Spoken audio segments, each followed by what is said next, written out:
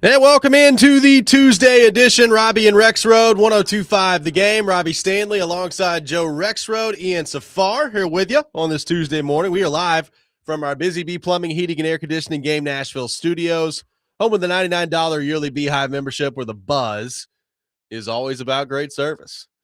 Joe, going to be a fun show today. How we doing? What's going on? Man, not good. I've been up all night researching Robert Saleh and talking to people. No, I haven't. No, I woke up like, what the hell happened? Robert Saleh, the Titans coach? No crap. Okay. Well, that's what we'll be talking about today. I'm pretty well rested for the national championship game we won't talk about today. Yeah, that's good. It's good stuff. Hope everybody enjoyed the national championship game last night. We'll get to it maybe at some point today. Yeah. Ugh. Good stuff. Glad the national championship game's taking place on January 19th. January 25th next year, guys. Yeah, that'd be real good. Get ready. Yeah, a whole week back? Yeah, a week later than this. Wow. That'll be nice. Yeah. That'll be real nice. Might as well just play it in March. Let's just get after it. Let's just ruin the tournament, too. That's a Why good idea. why the extra week? Are they adding something, or is it just something weird with the schedule? Yeah, I mean, it might have to do with, like, days. I guess it's like the It's got to be on the Monday. Man. Yeah, it's got to be on the freak out Monday. if it's not on the Monday. Uh-huh. Yeah, the Monday where other stuff's going on in sports where the people care more about. Good stuff. Good Yep. stuff. Ian, how we doing? What's going on? Good morning. Just, doing some pre-show reading about apparently Snowmageddon or something this weekend, Yes. too. Oh, yeah, there's that, too. So, yeah, watched most of the game last night. Pretty good. I thought Miami really kind of screwed a chance to win that game. Most of, but you did watch the end. No. Oh. No, He I said did not. no. I fell It was asleep. late, I was folks. out. I didn't see the Saleh breaking news until I woke up this morning and saw an email. So, yeah, but happy. What is today? Tuesday, everybody. It is Tuesday. This is why we got a tweet from my gosh, Predemption. Oh, Johnny? From John, where it was like, you guys, I saw the thing. I'm like, yeah, I don't know. I Why? was up. Why, I was why, just not on why were Twitter. you tweeting at me? Yeah. Yeah. I just saw it this morning. I'm like, what does that mean? I still didn't know what it meant. Now I know. Now we know. Robert Saleh looks like he is going to be the next head coach of the Tennessee Titans. Multiple reports last night, basically all over the place, that he is finalizing a deal to become the next head coach of the Tennessee Titans. We talked about him yesterday. It looked like it was down to Matt Nagy, Robert Saleh, and Jeff Hafley. Jeff Hafley is getting hired by the Miami Dolphins, which is not unexpected. We talked about that on the show yesterday. So Hafley to the Dolphins, and now it looks like Robert Saleh is set to become the 20th coach in Oilers/Titans history and the 7th since the team moved to Nashville in 1997. TD putting that out there last night. So, Joe, let's just start there. He's been at different points this year before more candidates and more candidates and more candidates became available. Somebody that was really high on your list, Robert Saleh, next head coach of the Tennessee Titans. Your thoughts? Yeah, I mean, before the cycle got out of hand, he was my top choice. Now it was also Saleh with McDaniel was the thing. And by the way, that's still on the table. It still could Detroit happen. Lions fans are very upset because they hired dude from the Cardinals, and they're like, yeah, thanks, Mike McDaniel. Apparently, Mike McDaniel is really just blowing people away in these interviews, by the way. Yes. Just no one wants to hire him for anything. But if he could be his OC, I think the excitement level would go up a lot. But yeah, Saleh, I like it. I like the hire. There are questions that are fair questions about his time with the Jets, and we're just going to have to see, if he's learned from it, how much of it, how much of it was on him, how much of it was just the fact that he worked for the Jets. But I think he's a really good defensive coordinator, and I think he fits what they set out, what they laid out is what they want for a coach. And yeah, he's kind of like a Vrabel, right? He's a big football dude, defensive guy, and connection with the players and culture and all these things are what people are going to talk about a lot with him. Now, I also would say that the cycle did get crazy. And so I would like to know right now, I would like to know, and we probably won't know, but at the Titans at least back-channeled Sean McDermott's agent and said, is there anything here? What do you think? It seemed to me like the timing of this almost put it to where it's like, if you want Saleh, you're probably going to have to grab him now, or you could try to go down the McDermott path, and then you always have Matt Nagy. Yeah. So By the way, all of you who said it was over, it's been Nagy all along, we'll accept your apologies today. Thank you. Yeah. Text line, phone line, driven by WilsonCountyHunter.com. You want to tweet at us, all your apologies are welcome. Thank you. I am, for one, number one, I didn't want Matt Nagy to be the head coach anyway. Number two, I'm glad it's not Matt Nagy for that reason. So we didn't listen from now for the next 2 years before he inevitably got fired. That it was just him the whole time. Yeah. So that's good. But see, it's going to be annoying the other way because I'm going to keep talking about it now. I'm going to rip all of you. I'd rather have that. Okay. Yeah, I would rather have that. Yeah, I guess it's a little less annoying. So look, this is another bright, shining example in the NFL, Joe, of I guess what we can start calling the New York Jets tax. Like clearly, teams, personnel people, decision makers in the NFL are looking at what's going on with the New York Jets and saying, yeah, I just don't know how much stock to put into that. And that's from what we've seen Sam Darnold do after he got away from the Jets, what we've seen, to a lesser degree, Geno Smith do after he got away from the Jets. And now we're seeing it on the coaching front with Saleh, right? Like his record, we've talked about this, is not good. He's 20-36 as a head coach in the NFL. That's a .357 win percentage. That ain't good.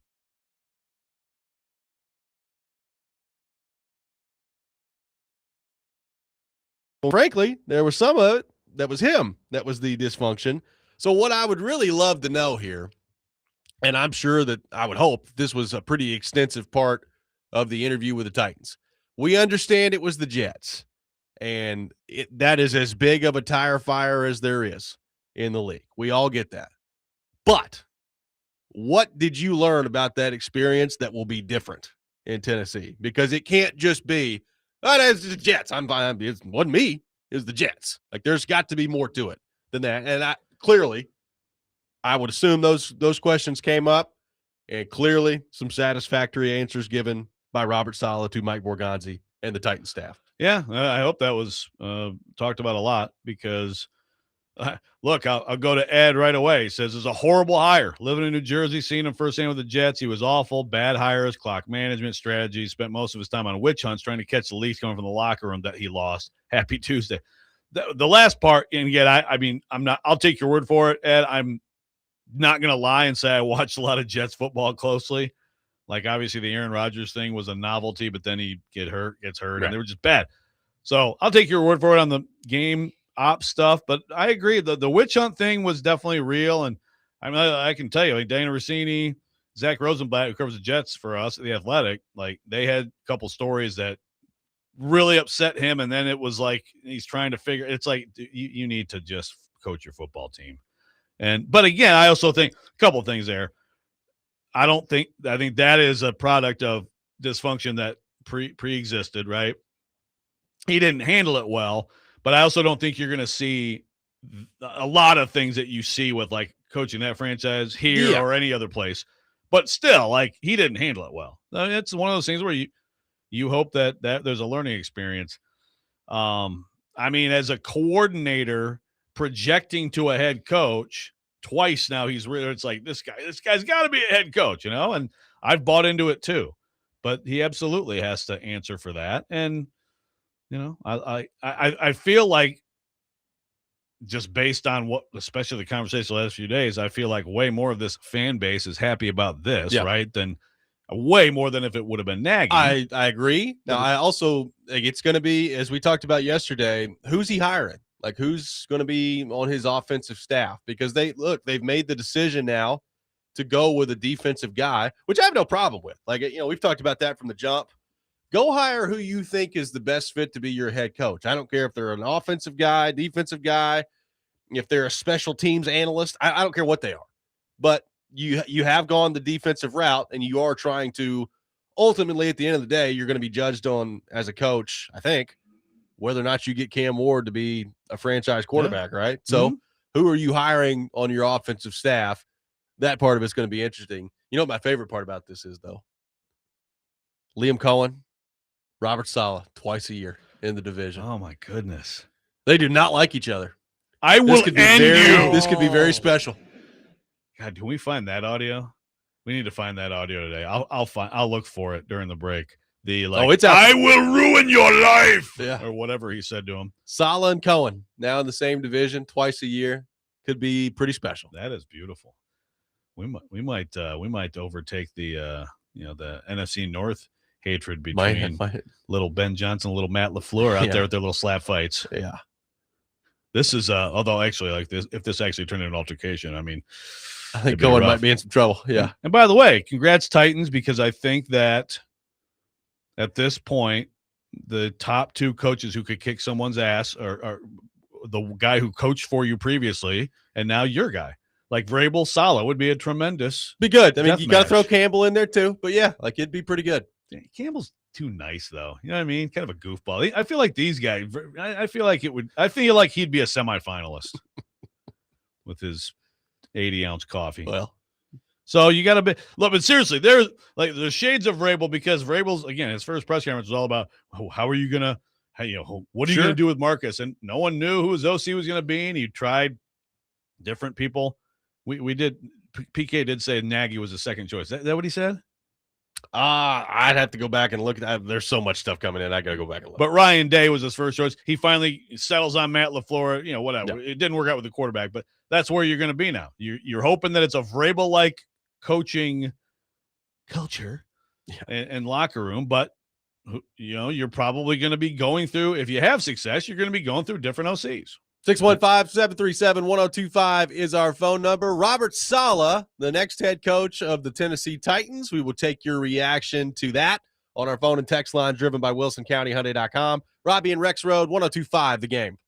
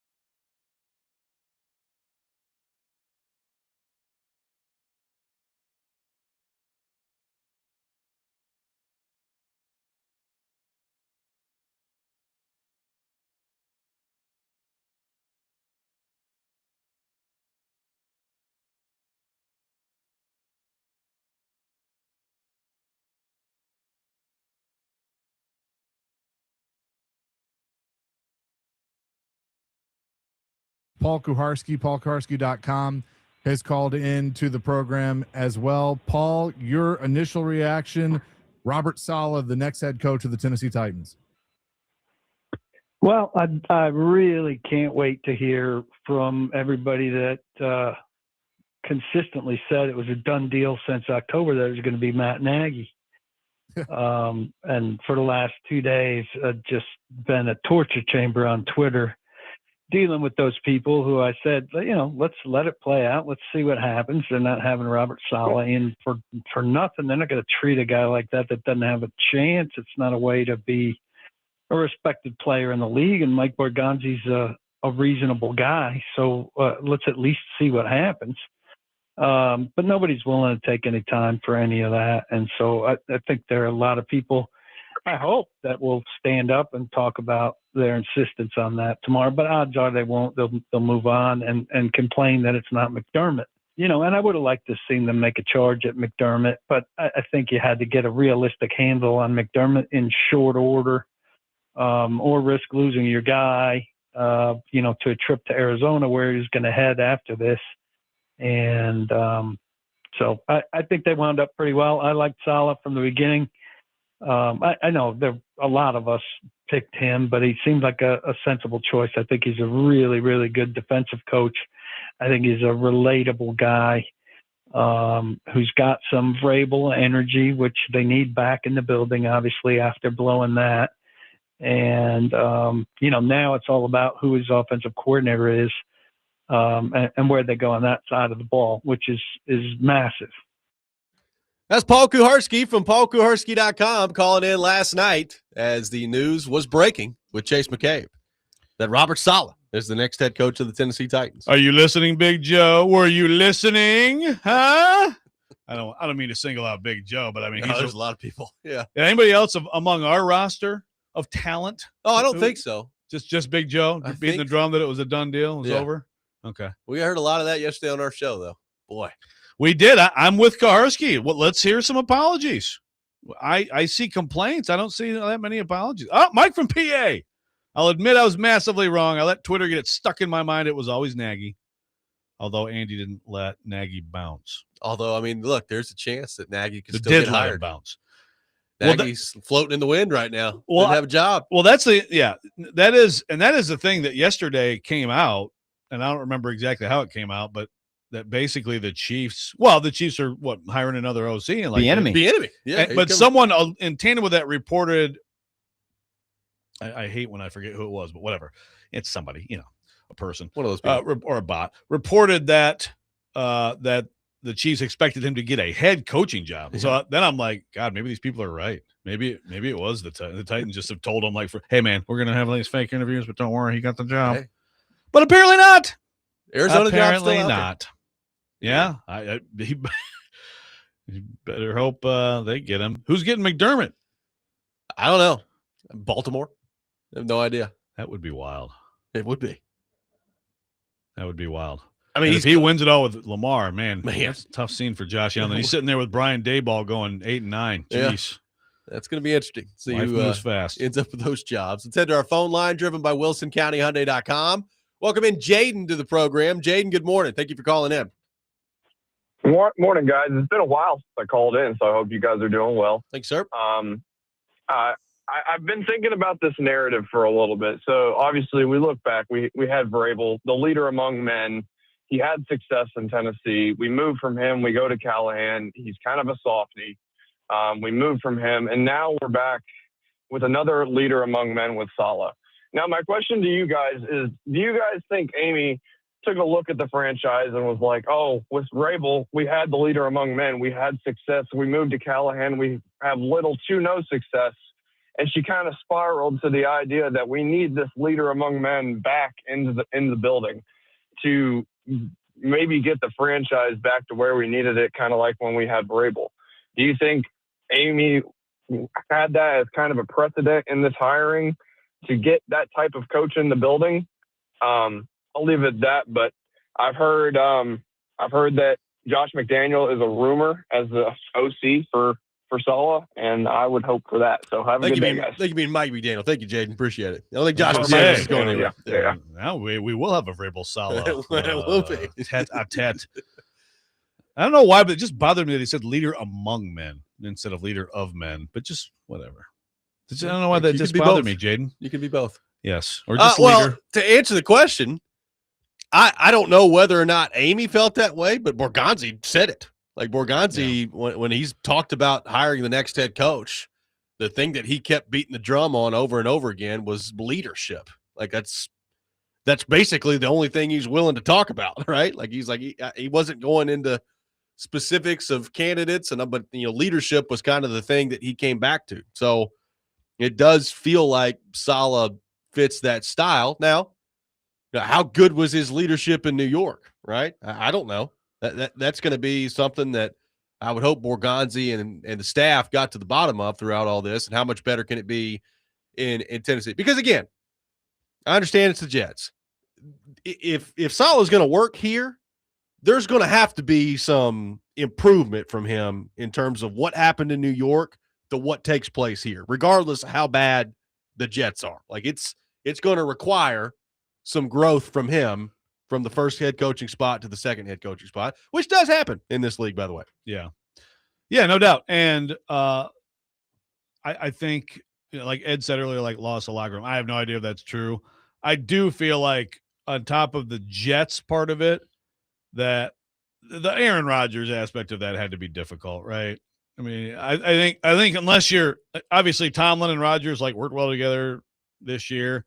Tomlin is a long-time established, very successful head coach. Like, this is my place. This is like, whereas Rodgers and Saleh kind of go into a new place with each other, and Rodgers doing weird crap, and I that had to have been hard too to deal with that aspect of. Not trying to make like a total excuse for Saleh, but there's no way that was easy with Rodgers demanding his guys, and then some of the stuff he was doing in media, and then complaining about other people being a distraction, and it was pretty clear that they didn't have a great connection. I can't blame a coach that much for having issues with him. I guess I can't either, other than like Rodgers didn't seem to have an issue with any other head coach he's ever played for. Like McCarthy and him got along well for the most part until the very end. Him and LaFleur loved each other. Him and Tomlin loved each other. So Saleh is like the one guy where it didn't work. Which is interesting, obviously, because LaFleur and Saleh are absolute best friends in the world. Best friends. So that is interesting. So, it's like those things are all fair questions. And, to answer James, I do think that there's always not always, but you often see that. You see a bounce back to whatever just didn't work, do something very different. And with the Titans, the one before it, the guy who shouldn't have been fired, he worked, and this is much more that model. And like you said, they said it at the beginning. And look, I'm not Robert Saleh's biggest fan. I am willing to give him a second chance here. And, I do factor in that he was with the New York Jets. So we'll see. I mean, his record is what it is, and that's not especially encouraging. But people are, we talk about this with players all the time. I think it's the same way with coaches. You are allowed to improve and get better and learn in this league.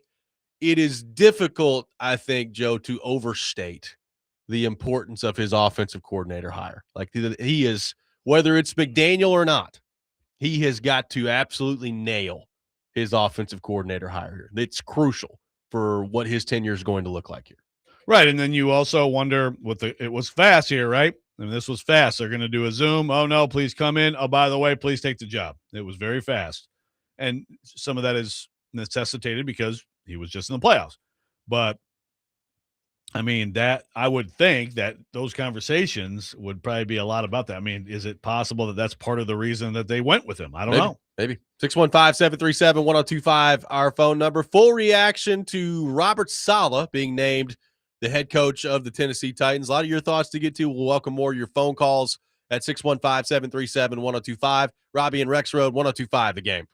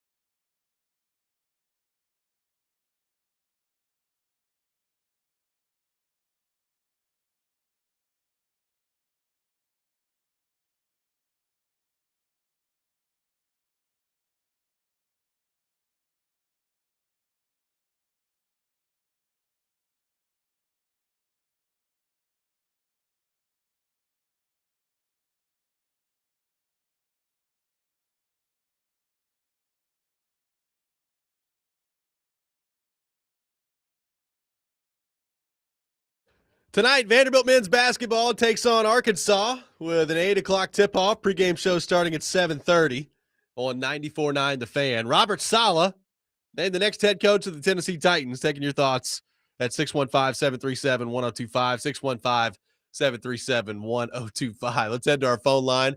Welcome in Mike and Gallatin to the program. Mike, good morning. Thank you for calling in. Hey, guys. Good morning. So that definitely kind of stopped us from being able to fully focus on that football game last night. When that news dropped, it kind of made me drop the ending of the game, which shockingly was the best part of the entire game itself. It was pretty slow and kind of boring for the majority of it until we got to the final closing minutes there. But my biggest question has to be what coordinators and coaches he's going to bring along with us. I know that him being a defensive mind, that probably ends the tenure of most of the defensive coaches that's probably currently here at the moment. But I would like to think that Bones Fossil and some of the other guys could hang around. I'd be curious to think, and until we know the press conference and stuff, all we can do is speculate.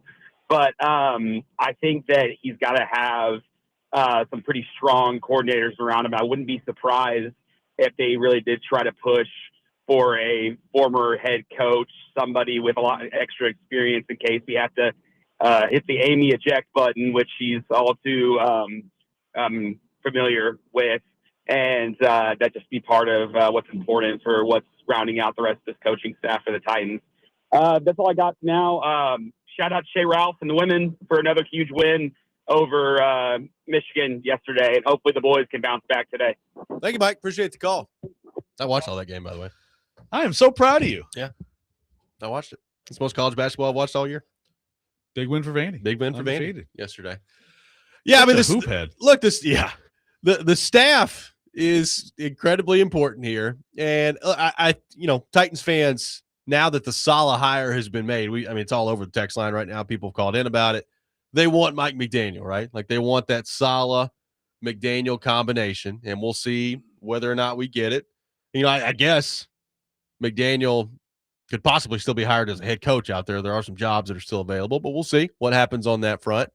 If it comes to that and that's what it is, I have to think you'd be pretty excited about that if you're a Titans fan. Because, look, is Mike McDaniel ever going to be like a elite-level head coach in this league? I don't know. Like, he's kind of an interesting dude. The reports out of Miami in terms of the way he handled things, some people loved it, some people didn't. Obviously, there's the Tua situation down there, and he's just, frankly, some of it health-related, obviously, but he, in general, even when he's healthy, I don't think Tua is as good as we thought he was going to be coming into the NFL. So there's all that you have to factor in. I think Mike McDaniel, from a scheme standpoint, is really good. I think from an offensive innovation standpoint, he's really good. And if you ended up with the Titans, if you're Cam Ward, and you got Robert Saleh and Mike McDaniel coming in together, I think that would be a pretty good situation for you to be in at that point. But again, like whether it's McDaniel or not, you have to get offensive coordinator right with this hire if you're Robert Saleh. You do, but that's another thing to me that's attractive about Saleh, which is he is heavily intertwined in the Shanahan-McVay tree, and what happens a lot is, those guys, obviously they have OCs. Those guys, their OCs don't call plays, so their OCs want to go somewhere where they can call plays and give them another step toward being a head coach, which is exactly what Matt LaFleur did, leaving McVay to come here for Vrabel. I'm not saying every one of them is going to get a year of okay offensive coordinator work and then get the Packers job, but that's so he is plugged into that resource. Is it a completely renewable resource where there's always going to be great guys going to do? I don't know, but so far it's worked out decently well. Now, he also had Nathaniel Hackett as his OC with the Jets, and it did not go well at all. And basically, from the time Nathaniel Hackett, who I know Rodgers loved him, but from the time he left there to become a head coach, he all of a sudden became like the dumbest football guy in the history of football. I don't know what happened. Yeah. But that obviously was one of the branches that was broken, rotten. Whatever. Leafless. I don't know. And then what? Did he go? Was it Downing then? Did he turn to Downing? I think so. Is that right? I think it was. Yeah. I think we looked at this Downing, and then it was Mike LaFleur. Yeah. Right. Yeah, Todd Downing. Todd Downing. He was promoted to offensive play caller. Yeah. Yeah. So That went well. But then Saleh got fired, and then they had the interim coach, whatever. Yeah. None of it was good. It was all bad. But obviously, that was not a good OC hire. So everyone from that tree isn't good, but the success rate has been pretty good. And I would say that is it's seriously like McVay, Shanahan. Yeah, go with Robert. Because McDaniel was there for a year or two, and he's a head coach now. That's going to happen. If you get McDaniel, I think it's a great hire, and you should be excited about it. And it's probably not going to be for long. Well, you hope so. You hope it's good enough, and Cam Ward plays well, and they are good, and they win, and then you lose them. That's what you want. Well, and also, what does it mean for the defensive side of the ball? I mean, he's a defensive head coach. He's obviously, he's coming off being a defensive coordinator where he's running the defense in San Francisco. So as head coach, is he going to be like all in on like I'm in charge of the defense? Is he hiring a defensive coordinator that he's entrusting that to where he's got input on it? Like I'm interested to see, like we talk about that all the time on the offensive side of the ball. And then with the defense, we're just like, yeah, whatever. It doesn't really matter. But, as Saleh is clearly a good DC, is he going to be in charge of the Titans defense from like a play calling standpoint? Is he like basically as a head coach? And because we see this happen. It's particularly, a lot of times it's on the other side of the ball. But LaFleur, for instance. LaFleur is the play caller for the Packers. And a lot of times when the Packers are on defense, he's over on the sideline talking to Jordan Love. He's not paying attention to what's going on defense. Yeah. Is that what Saleh's going to be? Saleh, from a head coaching perspective, when you've got the ball offensively, like you got to call timeouts. Do you need to challenge a play? Like there's a lot of things that need to go on out there. Yeah. I hope he has a defensive coordinator who calls defensive plays. Cause that's, again, to me, that's like, you want to be more like Vrabel. Now Vrabel here and there popped in, and we know that the 2020 year where they were terrible on defense, I guess Bowen was calling plays and Vrabel. I know that Vrabel, when he had Dean Pease, that was a great hire for Vrabel. Yep. Early on, and that was on his side of the ball. But he went with a veteran guy, and then also Vrabel kind of overstepped a little bit for the AFC Championship game. I've heard both sides of that story. Regardless, he did something that I think bothered Dean Pease. In terms of taking over a little bit of that, and some of the players are upset about it. But regardless, for the most part, he had a DC. I'm not excited about the head coach who's a play calling defensive coordinator. I think that, again, the whole point here is that you are.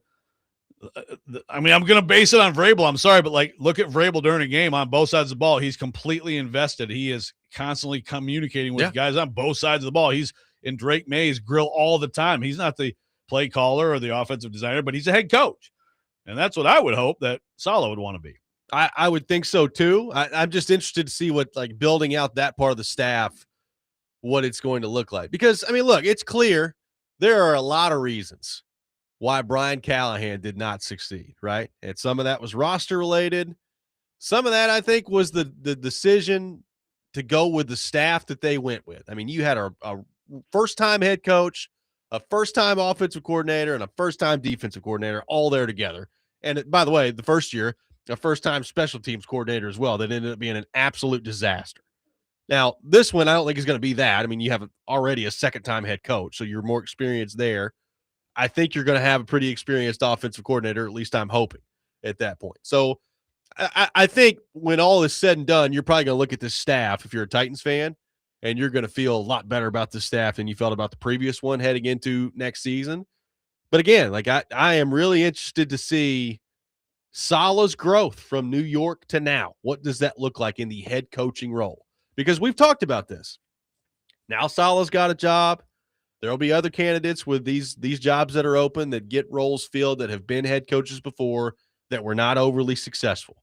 And some of those guys, it's going to become pretty clear after their second stop that they are not head coaches in the NFL. And some of them will work, and they will learn, and they will improve. And I hope for the sake of the Titans that the guy that they've hired was one that we're talking about here in 2-3 years where it's like, yeah, he figured a lot of stuff out from stop 1 to stop 2 as a head coach in the league, and not, oh, my goodness, he's a pretty good defensive coordinator, but, man, he's not a head coach. Yeah, figure a lot of stuff out, and you hope that obviously some of the things are better for him to give him a chance to do that. I'm trying to think of because Ed hates this hire. Ed is a hater, a solid hater. But like you said, we know he's a good D coordinator. We don't know that he's a good head coach. We have to find out. The Titans are hoping to find out that he is. What are the best second acts? I know we've talked about this before, but Belichick and Carroll are the obvious ones that you always throw out there. Like Sure. if their initial stints, they got another chance and they proved that they were good. How many other coaches have done that? I mean, obviously, like Andy Reid was really good. Yeah. But Andy Reid, it was like he can't win the big one, but that's still not Andy the Reid same. was really good in Philadelphia. Yeah, he was really too. good. Yeah. So that doesn't really count. He was a good coach. Titans would take someone who blows playoff games right now. They'll take that. Vrabel first stint. Pretty good second act head coach so far. Yeah, but I mean, he's also was NFL coach of the year and I'm was just still saying, had you're a talking winning about record first. Good second act head coach. Well, I'm saying bad first, good second. I don't know. There aren't a lot.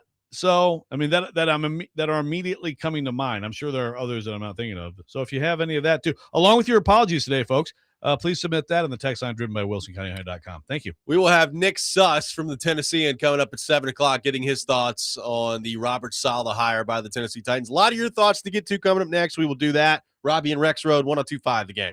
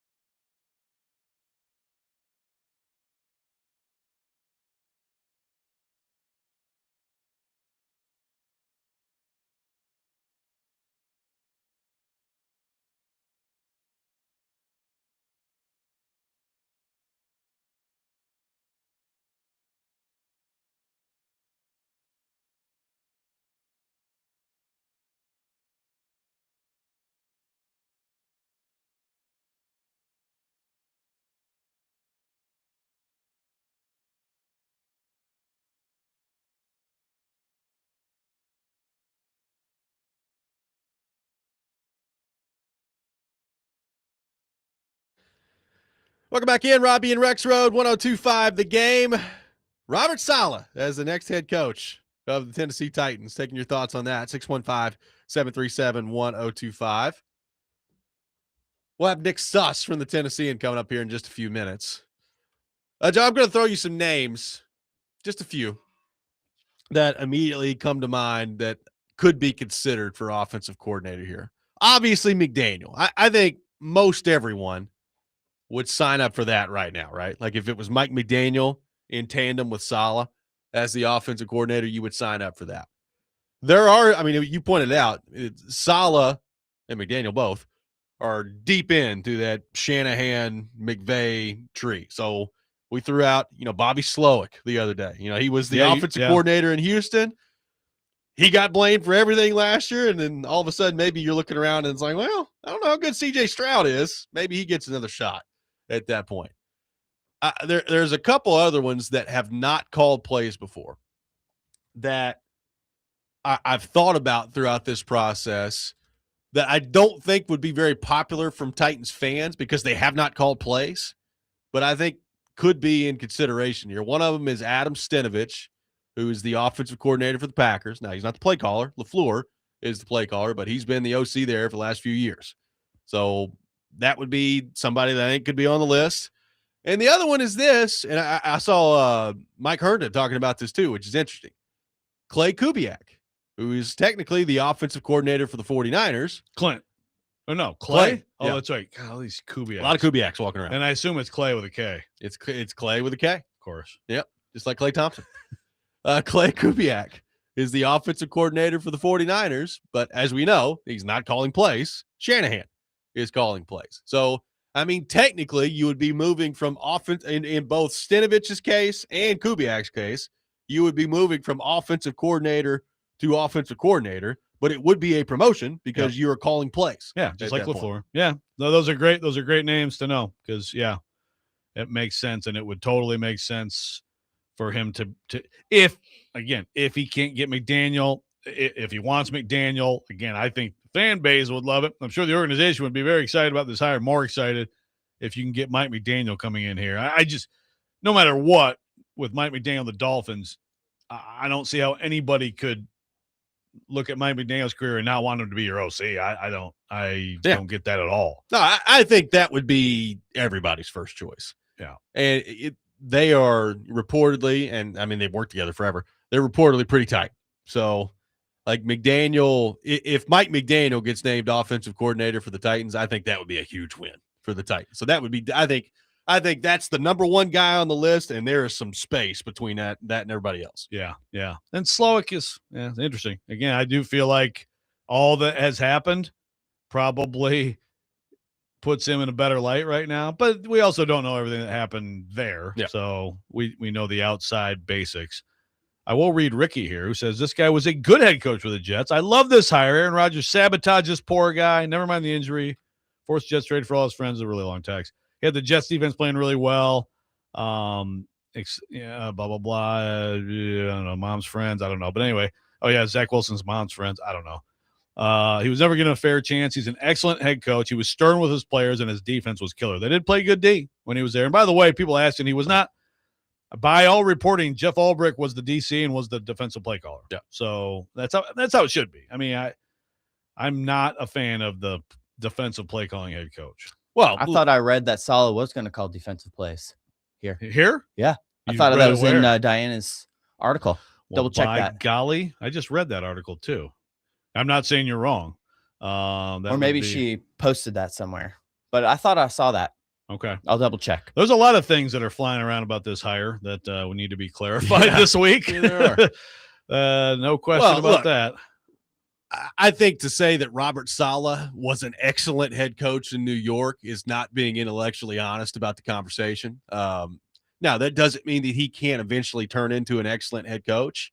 And look, sometimes this is in football, this is in life. Sometimes you learn a lot from failing the first time and you get better as things go on here. But I mean, the bottom line is Robert Saleh was 20-36 as head coach of the Jets. And I understand that he had Zach Wilson as his quarterback and then Aaron Rodgers as his quarterback for 5 minutes before he tore his Achilles. And that was basically all she wrote for Robert Saleh in New York there. So I get that. I understand that the quarterback situation was pretty bad for Robert Saleh. But like, if we want to have an intellectually honest conversation about this, we can't say that he was an excellent head coach in New York. His record is what it is. That doesn't mean that he's doomed to failure here. Right. Yeah. No, I mean, it's he obviously made mistakes, and you can't, your record there to some extent, your record is what it is. Mike Vrabel 6-18 finish, like everybody talks about. It's on his record. Sure. You have to be able to. But Vrabel had, of course, a lot of success, and we haven't seen that yet from Saleh, who I am now furiously reading through this story to see if Diana wrote that he would. I don't see it in the story. I don't see any tweets by her either. But that's something to chase down, because I don't like that. If that's something that's already stated, and obviously he'll clarify all this stuff in his intro presser, but I would not like that idea. Yeah, it's going to be interesting. I mean, I don't know that I would like it either. I don't know if it's the end of the world.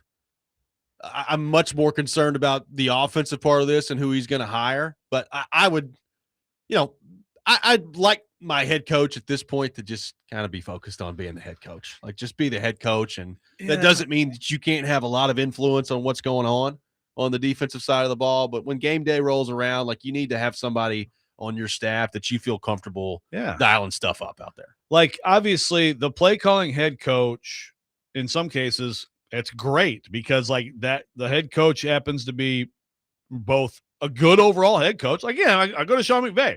I think he's a really good overall head coach, and he's obviously a genius play caller. Sure. Like, and everybody's not going to be him. Shanahan, same thing. Yeah, I mean, Shanahan, sometimes I wonder about his, CEO-ness, but whatever. I mean, they've had incredibly talented teams, but whatever. He's good. Of course he is. Defensive play calling head coach, I don't know. To me, it's like, it's just a different thing. There's just a different value I place on calling defensive plays.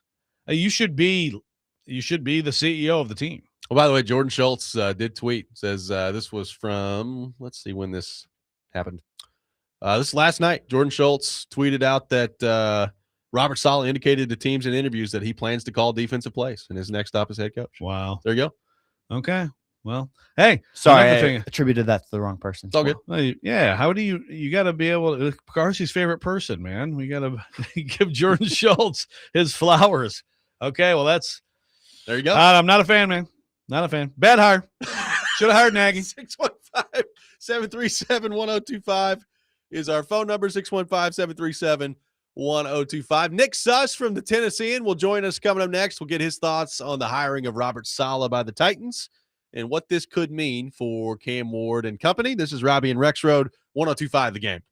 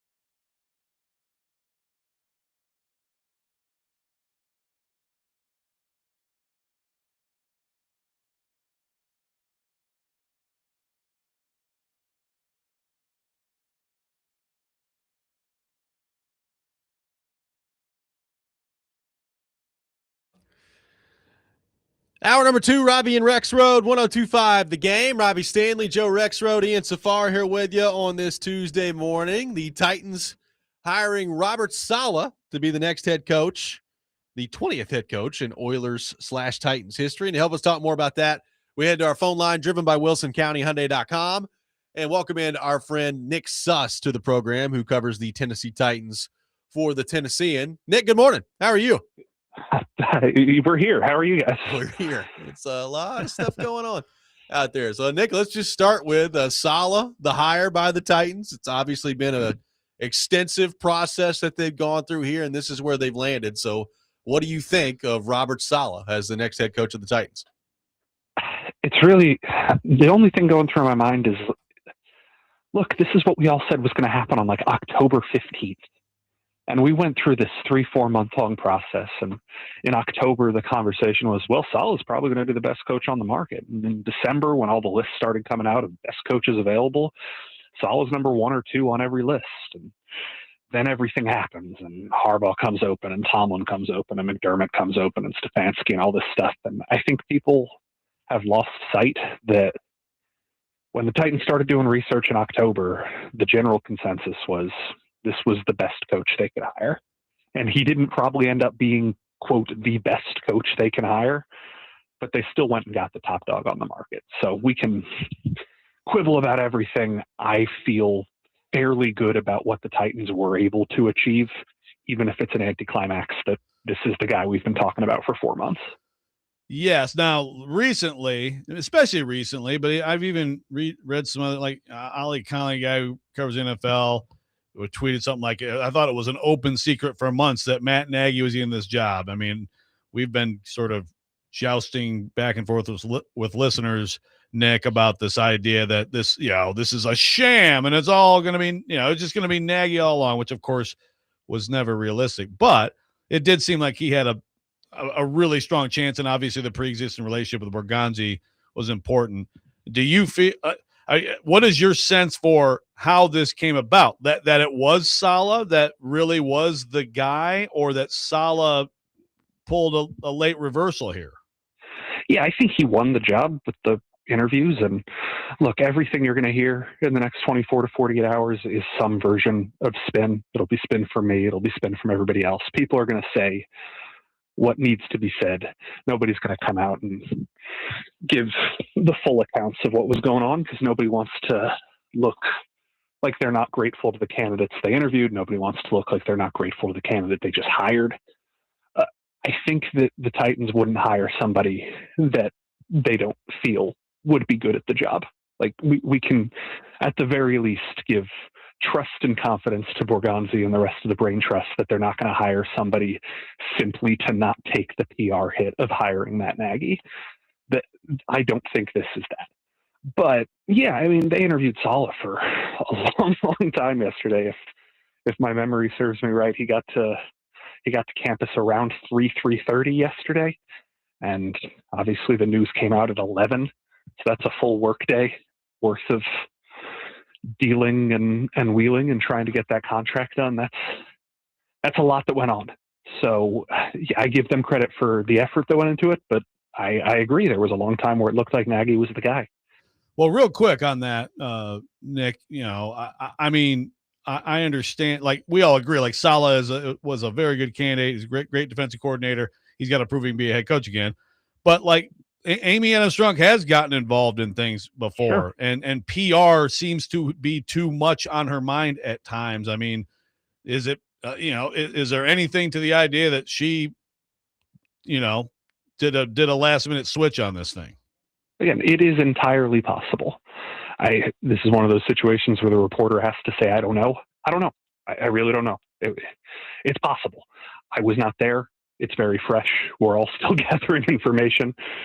But look, if she got involved, it's her right. It's her team. If she overruled the general manager she enabled to make the hire, not a great look. But also, if Borgonzi had an about face and changed his mind and preferred Saleh at the last minute, also within his right. We will see how it all works out. but I really do not know. I was not in the room yet. So Nick, on the offensive side of this, I mean, obviously you're talking about, an established defensive guy now as your head coach. A lot of Titans fans obviously want Mike McDaniel along with him here, if they're able to land that. And it's Saleh as head coach and Mike McDaniel as offensive coordinator. And that's a big if. We'll see what happens on that front. How would you feel about that combination and what that could possibly mean for Cam Ward? I mean, that would be awesome. Mike McDaniel's track record in Miami is that he tends to make his skill players better. And Titans have been severely lacking at that for a long time developmentally. I think that McDaniel's strength has been designing really intricate and really clever run schemes and using running backs in a way where he doesn't truly need a feature back. He can rotate 3 or 4 around and making them all be effective in different ways. I like that. I don't necessarily know if he is Mr. Quarterback development. He definitely has more of an experience in the run game, so he can help free up lanes for Cam. And obviously Tyreek Hill and Jalen Waddle had a lot of success in McDaniel's offense. So yeah, if you put that together, I think that's a huge boon for the overall productivity of the Titans offense. But let's also not forget that Saleh had his hires that he worked with in New York that didn't work out. He also had the time last year when he went and worked in Green Bay with LaFleur as an analyst. So he's going to have familiarity with that coaching staff. He's going to have familiarity with the guys in Kansas City now, and he can just hire somebody he doesn't know. Like, that's also a possibility too. So while I think McDaniel would be undoubtedly the best offensive mind available, the Titans have talked to a lot of offensive coaches for a reason in the last couple of weeks. And if there is a setup arrangement going on with Borgonzi and some of these candidates, that would not be outside the realm of possibility. This seemed like it was a time squeeze with Saleh. Obviously, the Cardinals interview was coming up, but also then Sean McDermott shakes free yesterday. Any sense, Nick, about the Titans, having interest or at least gauging his interest, was this like basically you're almost at the finish line and you got to finish this or you might be out in the cold? Yeah, there's a should have and a could have and a what's right to do. Everybody should be talking to Sean McDermott. Sean McDermott's the best coach on the market. So if they didn't at least give thought to it, that's foolish. That's bad process. But they had meetings from 8:30 yesterday all the way through, as we said, 11 p.m. when they finally agreed with Saleh. So if they squeezed some time, if they did some evaluation, it was not super lengthy. They ended up with the guy that they had in Nashville and they trusted and they did their diligence and evaluation on.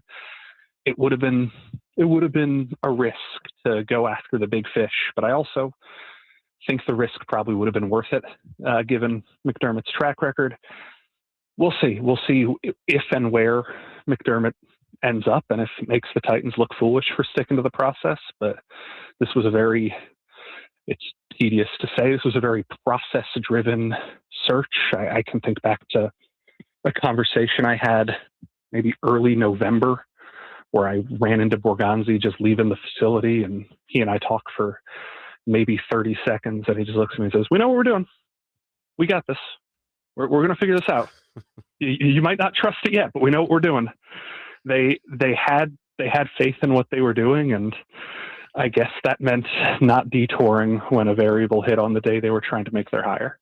Yeah, it's a really interesting part of it. I mean, it's a crazy coaching search, the way that everything ended up playing out that way. So, I mean, I guess, Nick, one of the most interesting things to me is like the New York Jets tax continues to be paid. It's like, well, Darnold leaves and goes elsewhere, and he's really good, and to a lesser degree, Geno Smith, and now Saleh, when you look at his head coaching record, which is, I think, 20-36, it's not good. Yeah. And then, 2 years later, less than 2 years later, he's getting a head coaching job. So clearly people look at the Jets and they're like, yeah, I don't know how much that we're going to put on the people directly involved with the Jets and that owner and that decision-making.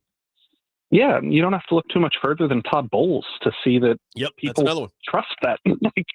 That's a defensive-minded head coach who had some pretty solid defensive seasons in New York, but couldn't work it out with Jets ownership and front office and talent and players and all that stuff. And he has been a perfectly average to above average NFL coach in Tampa Bay.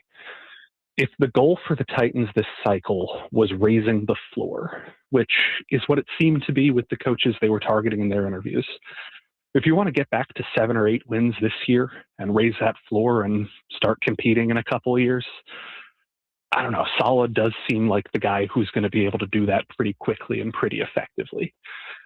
He doesn't have that track record of winning 11, 12 games like McDermott or Tomlin or Harbaugh or some of these coaches that have done that. Even Stefanski did it once or twice. But yeah, the Jets tax, whatever you want to call it, he had a top 3 defense in 2022 and 2023. He developed most of that talent homegrown. It wasn't like he was bringing 49ers players with him. He had really, really strong defenses there. The one thing he never had was a quarterback. And if the Titans believe Cam Ward solves that immediately, that Saleh doesn't have to go looking for a quarterback, they have the one thing he never had. If that's the qualifier of, oh, this guy can build a defense out of scratch and we have the thing he never had, you can understand why they feel good about it. Now, that's a lot of confidence to put in Cam Ward, who had 4 or 5 good games as a rookie, and that's a lot of confidence to put in whoever the offensive coordinator, play caller is going to be designing these schemes. But if that's the way you look at it, yeah, the things he was missing in New York kind of already exist here.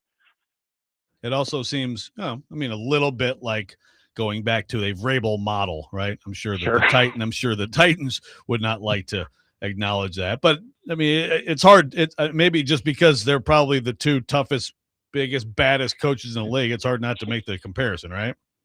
Yeah, I think I wrote last night that it's Vrabel from a more modern philosophical tree, like the Shanahan Lynch model and LaFleur and all these guys that Saleh knows certainly not coming from the Belichick mold, but it's very similar output. It's a guy you're going to hear words like culture builder and program setter and leader of men and that sort of stuff. That's going to come with any defensive coach, but especially a defensive coach who's a big, burly, tough guy who's going to pick fights with the coach of the Jacksonville Jaguars. Like, can't wait. That's going to come with it. So I don't know. I think that there's going to be such an emphasis on leadership. There's going to be such an emphasis on culture, but I think there's also going to be a huge emphasis on internal coachability, of this idea of how malleable is the coach, of can he set this culture, but can he also adjust when things need to be adjusted? And if that's the compromise, is the focus is having a guy who has similar traits to Vrabel, but is maybe a little bit more malleable. Well, yeah, you're describing a guy who's probably really, really good at this job. We'll see if that malleability ends up being a positive or a negative. Well, Nick, awesome stuff as always, man. I know it's a very busy time for you. Has been a very busy few weeks for you. We appreciate you carving out some time to join us this morning, and we will talk to you soon, my friend. Yeah, thanks, y'all. Nick Suss, our guest here on the Robby and Rexrode from the Tennessee, and does an outstanding job covering the Tennessee Titans. We'll continue to take your reaction to the Titans hiring Robert Saleh to be their next head coach. There was an interesting wording on a report from Tom Pelissero that I want to get into coming up next as well. We'll get into all that. Robby and Rexrode, 102.5 The Game.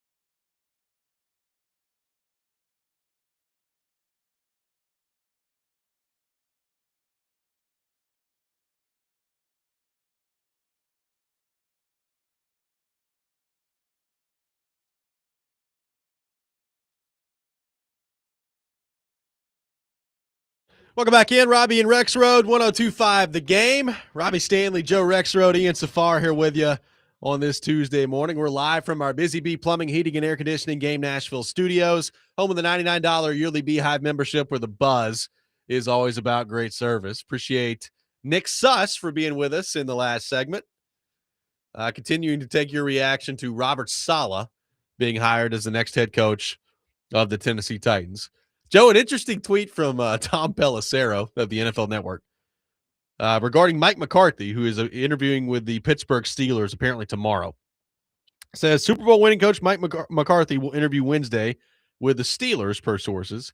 McCarthy was a candidate for the Titans before withdrawing Monday morning and has turned down other inquiries. He's focused on Pittsburgh, where he's considered a strong candidate.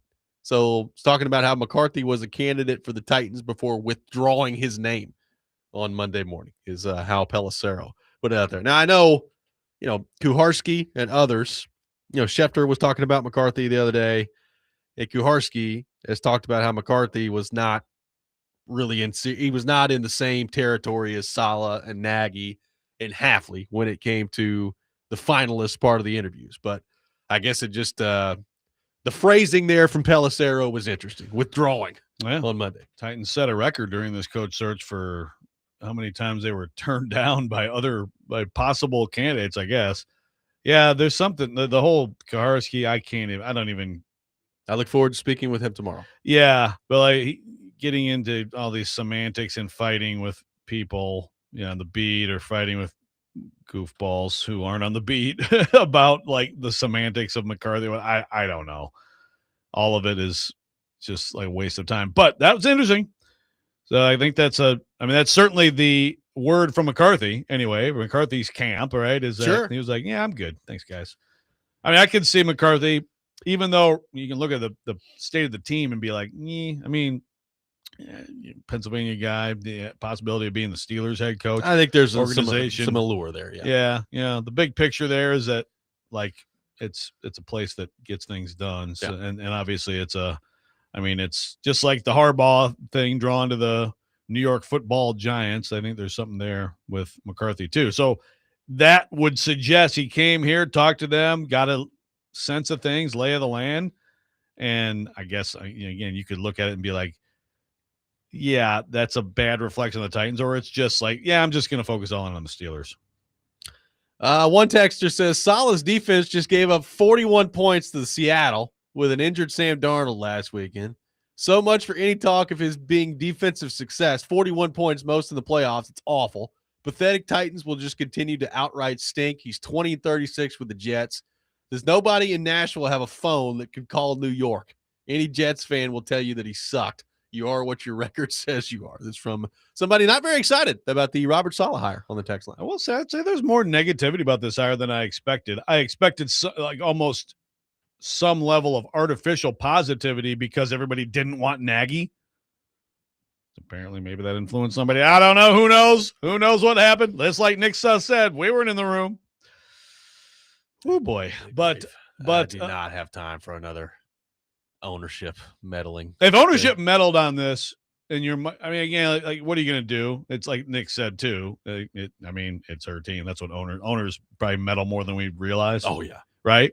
But still, if you're Borgonzi, and that's what happened, probably a little bit demoralizing. Yeah, but look, at the same time, it's not like Saleh he's been on the radar forever, right? They finally got a chance to talk to him. I don't doubt that he was good in his interview and all that stuff. As far as the defense here on this text, yeah, that's true. They also, Saleh lost his best two, flat out number one, number two defensive players this year. And overall this year, they were remarkably good given that reality. I hate to keep bringing Vrabel into the mix, but Vrabel's defense lost its best players, and it was the 31st ranked defense in his 1 year as coordinator, and he got the Titans head coaching job. It worked out okay. But again, the difference there is Vrabel had not demonstrated failure as a head coach, and Saleh has. Yeah, it's interesting. Look, Saleh was a legitimate candidate for this job for a long time. Now, I understand the record part of it, and look, I'm as concerned about the New York part of this as I think the most skeptical Titans fans are. Like, I understand it was the Jets. I am not willing to just say, well, it's the Jets. Just screw it. It doesn't matter. Now, the Jets do have a recent track record of, that Darnold didn't work out there. It's a great point by Nick Suss to bring up Bowles. Like, Bowles didn't work out there, and he's done a decent job down there in Tampa Bay. So, I'm sure there is a lot to working for that owner in that place where apparently they're making some personnel decisions by like Madden ratings and everything else that's going on out there. Like, it's a special type of dysfunction, which is why they can never get out of their own way. So that cannot be a good thing. It cannot help you as a head coach. So I have an open mind on that. That's how I would describe my reaction to the Robert Saleh hiring. I'm not especially excited about it. I don't absolutely hate it. I've got an open mind to see what did he learn from stop 1 to stop 2. And frankly, I think a lot of how I'm going to feel about it probably hinges on who he hires as offensive coordinator. If it's Mike McDaniel, I'll probably feel pretty good about it. And that's kind of what I'm waiting for now to that next step of who's the offensive coordinator going to be. That's how I would describe my reaction to the Saleh hiring is, it's not especially inspiring, but I've got an open mind that there could be some improvement from stop 1 to stop 2. So Titans fans, many of you who are obviously very not excited about Matt Nagy, and perhaps people heard you. I don't know. Who knows? What would you feel about an arranged marriage between Matt Nagy and Robert Saleh? Matt Nagy as OC. Well, that's an interesting question. Could that be in the cards here? Could be. And the Chiefs have told people they think Matt Nagy's getting a head coaching job, but now that he's not getting this one, I don't know that I would bet like a lot of money on that. No. I mean, it's that part of it is really interesting because to Nick's point, not just with Nagy, but they talked to McDaniel. I mean, they talked to a lot of guys that could fit that bill of being the offensive coordinator here too. And, naturally, when you talk about Saleh, I mean, I would hope that the Titans are going to give him, I don't know about free reign, but like pretty much free reign to go hire the people he wants to hire, right? Like, he's the head coach, so go hire coaches that you want to work with. Yeah. However, LaFleur did get hired here to be the OC with Vrabel. And I don't know that LaFleur was ever like Mike Vrabel was charging through the door and being like, no. Matt LaFleur, I have to have him. And I guess it worked out okay. Worked out great for LaFleur. That was after Vrabel struck out. So that's how it should go. It should go like, Saleh, who do you want? Go out, get him. And then that's what happened. Vrabel couldn't get Ryan Day. And I think PK said it was Nagy, right? I believe that is correct. I think he did. So he couldn't get Ryan Day. He couldn't get Nagy. And then I think basically John Robbins was like, what about this Matt LaFleur? You interviewed. He's okay, great. Whatever. Sure. I guess. But that's what you would hope it would be. Not, hey, thanks for coming in. And here's your OC, Matt Nagy. You don't want that. JD from Brentwood says it's time for Titans fans to stop thinking of themselves different than the Jets. We're in that category. Players having success elsewhere, front office disruption, etc. Saleh is going to be the same for the organization. Why do we think it will end up differently? It's from JD from Brentwood. Well, you may be right. We'll see. I will say, is this ownership situation better than the Jets? I think it is. Yeah. As much as we get on Amy, I think it is. It's a different type of meddling, right? Different type of dysfunction. We don't know of any video game related evaluations. Yeah, like is the owner's son going up to him being like, hey, this Madden rating is much higher, play him? Or are they like, hey, I'm taking Aaron Rodgers, you just have to deal with it? Versus, I don't know, how much does Miss Amy dictate who plays here compared to what might happen in the Jets? I don't know. Also, does Woody Johnson have a den full of stuffed foxes to demonstrate his kill shots? I mean, I doubt it. Woody. Look at this aim. I'm a marksman. Oh, my goodness. I love this franchise. Yeah, it's I don't know what to say. We'll continue to take your reaction to Robert Saleh being named as Titans head coach. We got the Rex rant coming up at 7:45. All that had Robby and Rexrode 102.5 The Game.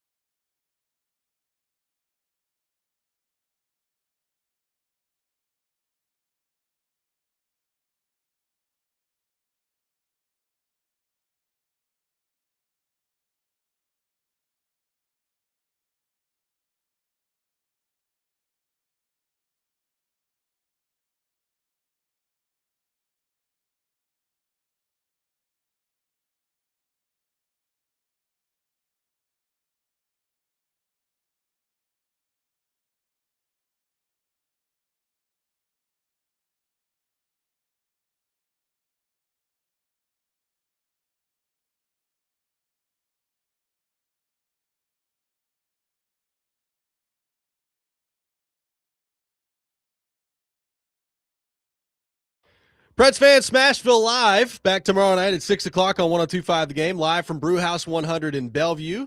The player guests will be Cole Smith and Michael McCarron. Get some at fourth line action in there. Playing some good hockey for the Predators right now. That's tomorrow night at Brewhouse 100 in Bellevue and only on 102.5 The Game. We'll have the Rexrode with Joe Rexrode coming up here in about 10 minutes, taking your reaction to the hiring of Robert Saleh by the Tennessee Titans. 615-737-1025, 615-737-1025. Look, I guess we've determined in this show that he's calling plays defensively. I don't necessarily love that. I don't hate it that much either. Like, if he feels like that gets him more engaged in the game, then I guess try it. And if you have to pivot at some point, that's fine. For whatever reason, and it probably shouldn't be this way, Joe, for whatever reason, like offensive play calling and defensive play calling to me just don't register the same. So No. maybe that's a me problem. I don't know. I don't think they are the same. I am so interested into who they hire offensively here. And if it's not, especially if it's not McDaniel, like I want it to be McDaniel, but like if McDaniel still ends up with a head coaching job out of all this, or if he feels like there's a better situation for him out there as offensive coordinator, I'm very like, who's the backup plan? I mean, I would assume that Robert Saleh would have interest in bringing McDaniel in here, right? Like I'm just assuming with how closely they work together and they apparently really like each other, all those things, that he would be the leader in the clubhouse for this. If it's not him, I would be very intrigued to see who that hire will be. I mean, I think you may have named the hire earlier, with these guys. Again, these non-play calling OCs with Shannon McVay. I mean, that's the cycle if it can't be McDaniel. And again, it's a good outcome for Titans fans and the Titans if you want McDaniel that the Lions hired Drew Petzing from the Cardinals. And there was some reporting around that they liked McDaniel, but it just didn't seem like a good fit. I'm like, okay. Yeah. Poverty franchise Detroit Lions make another interesting choice. So, we'll see. We'll continue to watch their decline. They totally blew it. And to that point, I would doubt that McDaniel wouldn't, quote, be a good fit for Robert Saleh. Right. Like, yeah, I mean, obviously they have a history that you would think would – I mean, he's a quirky guy. Yeah. He's a nerdy guy, but that's kind of it's like – it's kind of endearing. Saleh. It's like everybody's ever seen the movie My Bodyguard. McDaniel would be like the nerdy little kid that the big dude walks around New York and protects him from getting bullied.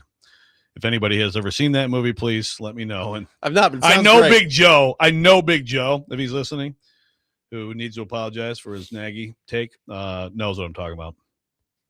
God, now you got me thinking about what if it's Nagy as offensive coordinator. Nagy OC, Saleh head coach, McDermott DC. Oh, there you go. Nice. Sean, step aside. You're just going to be the defensive coordinator that doesn't call plays. If Sean McDermott doesn't get the Ravens head coaching job, does he just sit out this cycle? Probably does, right? Yeah. Just waits for a better job. I mean, I doubt. I mean, I guess unless you're just obsessed with going to coach right now, but does Sean McDermott want to go coach the Browns or the Cardinals? Yeah, I don't Probably know. not. And Sean McDermott also, whereas like some people you can see it, Sean McDermott on TV, no. A big no. But you can also just sit around and get paid a lot of money, and you don't have to do stuff. Well, like you think about if you're him, like you think about jobs that could potentially be open next year. I mean, I would think that Titans. Well, maybe. I would think that if things don't go well next year for Cincinnati, that's probably going to be open, right? I mean, it's kind of amazing that of all the coaches that have been fired, he hasn't been.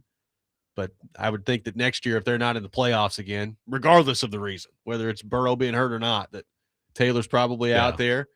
What about Indy? I know that they have been steadfast with Ballard and they like Steichen, and doesn't seem like they're making any changes, but I have no idea who's playing quarterback for them next year.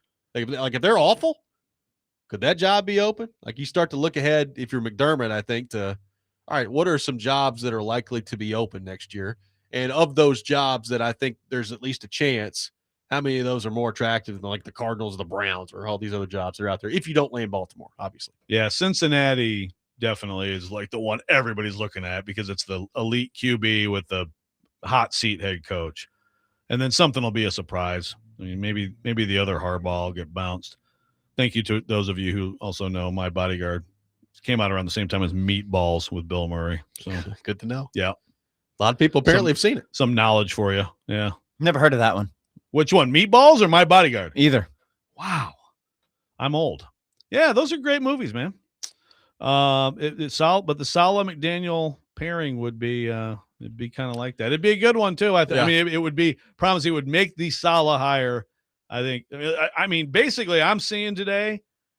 It's pretty close to 50-50 of some people saying you are what your record says you are. He was a disaster. This is awful. Yeah. And the Jets are disregard that. This is awesome. I feel like it's a very split fan base, which is at least better than if it were Nagy, which would be like 98% negative. Willow Music Row says, I'd love to see a former head coach as OC. Biggest concern I have if McDaniel comes here is that he has success and gets a head coaching job the following year, and that leaves Cam in the upside down. Yeah. I hear that. I would probably still take that. You'd right like now, to have that right? problem. Like I'd like to have the problem of McDaniel coming in here and doing such a good job with Cam Ward and the Titans offense that he is right back into having a head coaching role next year. And would that be bad? Like, would you hate it at the time? Sure. But that would also probably mean you're seeing some pretty good stuff from Cam Ward. And I would imagine that would mean your record is significantly improved next year too. And then you can worry about another offensive coordinator after that. I would say this.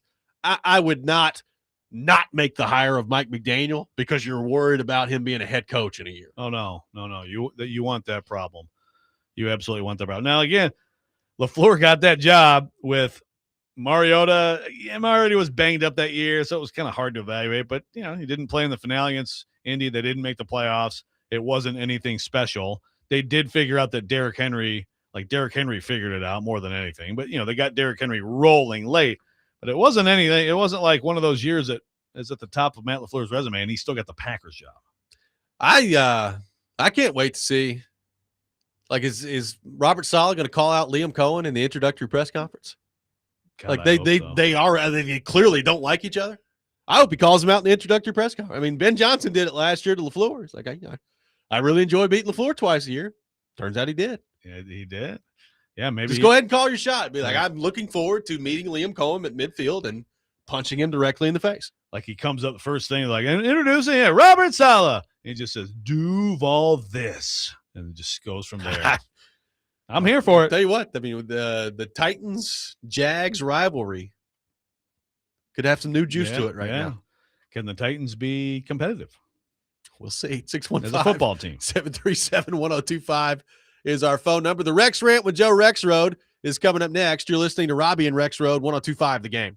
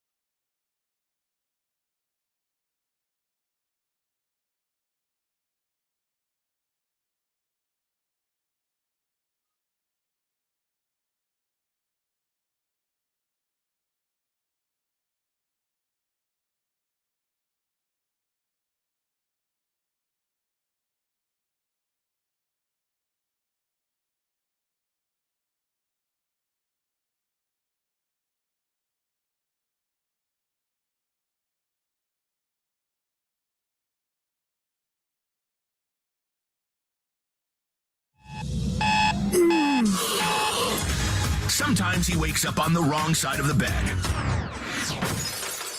And sometimes he's just, well, Joe. Awkward moment. Let's do it. This is the Rex Rant, now on Robby and Rexrode. There's sunlight. There's a dog's ass. It hits it sometimes. We ass, we in. We love, we ass. And we want him to be nothing more than him. Oh, it's another one of these Super Bowls. So awesome. Go to the prom after this. Duval. It's the excessive sex and the excessive violence. Travis Hunter is who we've been hunting up. And my new Paul Kaharski is Edith Bunker. Archie, I made a roast for you tonight. And especially my husband, Archie Bunker. Do your favorite foods cause gout flare-ups? Join our clinical study, Fighting Gout at the Source. Congenital heart disease, more like congenital heart disease. No, Archie, please don't do that. It is time for the Rex Rant, brought to you by Functional Medicine of Tennessee. Heal from the inside out. Check them out at functionalmedicineoftennessee.net. Joe, the floor is yours. Sometimes I don't even know what to say. I don't either. Up. Said all that stuff on this show? God, how haven't I been fired? Like really? That's a great question. Right? I mean, I know you've been putting the thing in the little comment box, yeah, suggestion box for Chase. Hey, have you thought about this? Firing this dude, please. Clearly, no one's reading it in there. Yeah.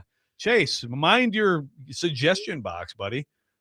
So today, real quick, we can break off this real fast, but I would like to point out real fast as we talk about the Titans coaching hire that there was a national championship game in college football last night. There was. College football's biggest night was January 19th, 2026, and it was actually a great game. Congrats to the Indiana Hoosiers. They are the first major college football team since Yale in 1894. And yes, Yale in the late 1800s was like the top level of college football to go 16-0. We have not had a 16-0 college football team in major college football since Yale. Those Yale Bulldogs of the what was that team like? Do you remember that? I don't know. That was like before like the single win. I don't even know what the hell people did back then. Back then they just like punted. Seriously, they just punted back and forth. I'm not kidding. They just kept punting to each other. It's kind of amazing this sport made it. Yeah. So it's called football for a reason, right? It is. That's right. There was much more football back then. Congrats to the Hoosiers, Kurt Cignetti, incredible story. I mean, I think it's one of the most amazing stories. Honestly, it's not like some insane underdog upset because everybody thought they'd win and they did, although it was closer than, I mean, I was like, I think they're going to win 40. It was a great game, and it stinks for Carson Beck, that he throws that pick because they had a chance to have an incredible dramatic win when Indiana screwed some things up late. So it wasn't that, but I mean, as an overall sports story, I think you could compare it to the Olympic team of 1980. Again, that's a one game. Like, how is this possible? How could this possibly happen? So it's not exactly the same thing, but it's like that in terms of a sports story that I think will be one of the great sports stories of my lifetime, of our lifetime in this country. I think some people have compared like in American sports, there's not even really like a champion that you could compare to this in terms of out of nowhere in a 2-year run. Again, losing his program ever, like Leicester in the Premier League 10 years ago. People have brought that up. Like that was out of, so it's that kind of thing. And that's about all we'll talk about it because the stupid college football calendar has their game. Like I have to agree to an extent with Paul Feinbaum, friend of the show, who said, cute little story, and we'll talk about the NFL. But that's what it is. I mean, the NFL is dominating right now. Look, I understand the NFL dominates anyway, but college football has to end earlier. This is a huge thing. It's a big problem. It's got to get fixed. There's a lot of other things that have to get fixed. The calendar has got to be addressed. January 25th next year. And yes, this is a crazy coaching cycle. And yes, in this market in particular, we're talking about a coach hire that happened a few hours ago. So it's especially accentuated here. But still, this January 1st, Rose Bowl every year, national champion.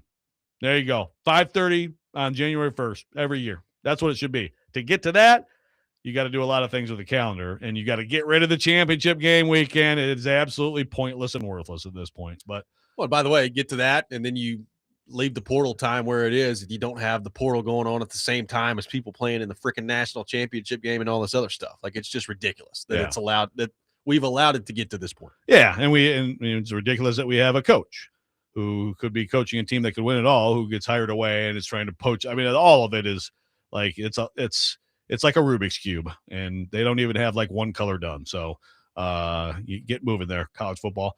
And before we get back to the Titans, I do just want to throw out this lovely quote from our friend Fernando Mendoza from last night. I first want to give all the glory to God. And, I mean, there's no better group of guys I want to deal with. It's the most special moment of my life. There's such a great group of guys. I love you guys. Great job. Let's go. I feel like he lulled us to sleep for all year. I always thought he was this big teddy bear that didn't know any curse words, and then all of a sudden, boom, nice F-bomb at the end of the year. That cemented going number 1 overall. Martin Davis was like, yes, I knew I liked this guy over there on the sidelines. Like that cemented him going number 1 overall. I was stunned when I saw it. I was like, wow. He knows a cuss word. I mean, it's amazing. That was technically one sentence. I don't think I've ever seen a sentence, all glory to God, end with let's effing go. He cursed more than just then. He cursed in the post-game interview with Ian Fitzsimmons on the field multiple times. Really? Well, I'll play Woody. I'll play it. Renegade Fernando Mendoza. Farting man. He's already losing. He already knows he's going to Vegas. He's surrounded by all this temptation out there. Man, Mendoza's losing it. They got themselves a badass mother farter, don't they? Huh? Man. Huh? My goodness. Huh? Still makes me incredibly nervous. My life and all the teammates' life and the coach's life. What a pinnacle of great guys coming together. No one thought we could do it, especially beginning of the year. Everybody's like, Indiana, Cinderella story. Well, this is one hell of a Cinderella. Oh, excuse my language. This is one of the hell of a flipping Cinderella story we got here. And just so proud of my guys. And hallelujah. Thank God. Down. Holla farting Luya. Oh man. Can't wait. Can't wait for this. I hadn't heard that one. That was good. I like that one better. Like, let's go. Let's go. Like 4th down. Let's go dive in that end zone and win the game. As far as just potty mouth all over the place. What's happening here? Our sweet little boy is now he's losing it out there. Unbelievable. Meanwhile, there would be a sad face on the other side of the field, which answers a question that we've had on the text line, which is how involved was Cam Ward in this coaching hire? I'm like, well, he was partying in Miami last night rooting for the Canes. I don't think he was there. Yeah. Was he FaceTiming on the sideline? Maybe. Hello, Robert. Hey, check it out. This This is a huge third down. Hold on. I don't know. But Cam Ward was down there, so I don't know. Maybe he signed off on it before he left, or I don't know. Meanwhile, our friend Andrew, who covers the Titans, had a nice night in his second Indiana game ever. Nice drunken video of yourself, dude. Have a little self-awareness. Also, I love how he's like, who cares about the Tennessee Titans? And now the Titans fandom is like, I will never listen to you again. Oh, my God. We love you, Andrew. I hope you had a great time last night. Looks like you did. 615. Alienating all of your listeners. 615-737-1025 is our phone number. The Titans hiring Robert Saleh to become their next head coach. Full reaction to that throughout the show at 615-737-1025. Robby and Rexrode, 1025 The Game.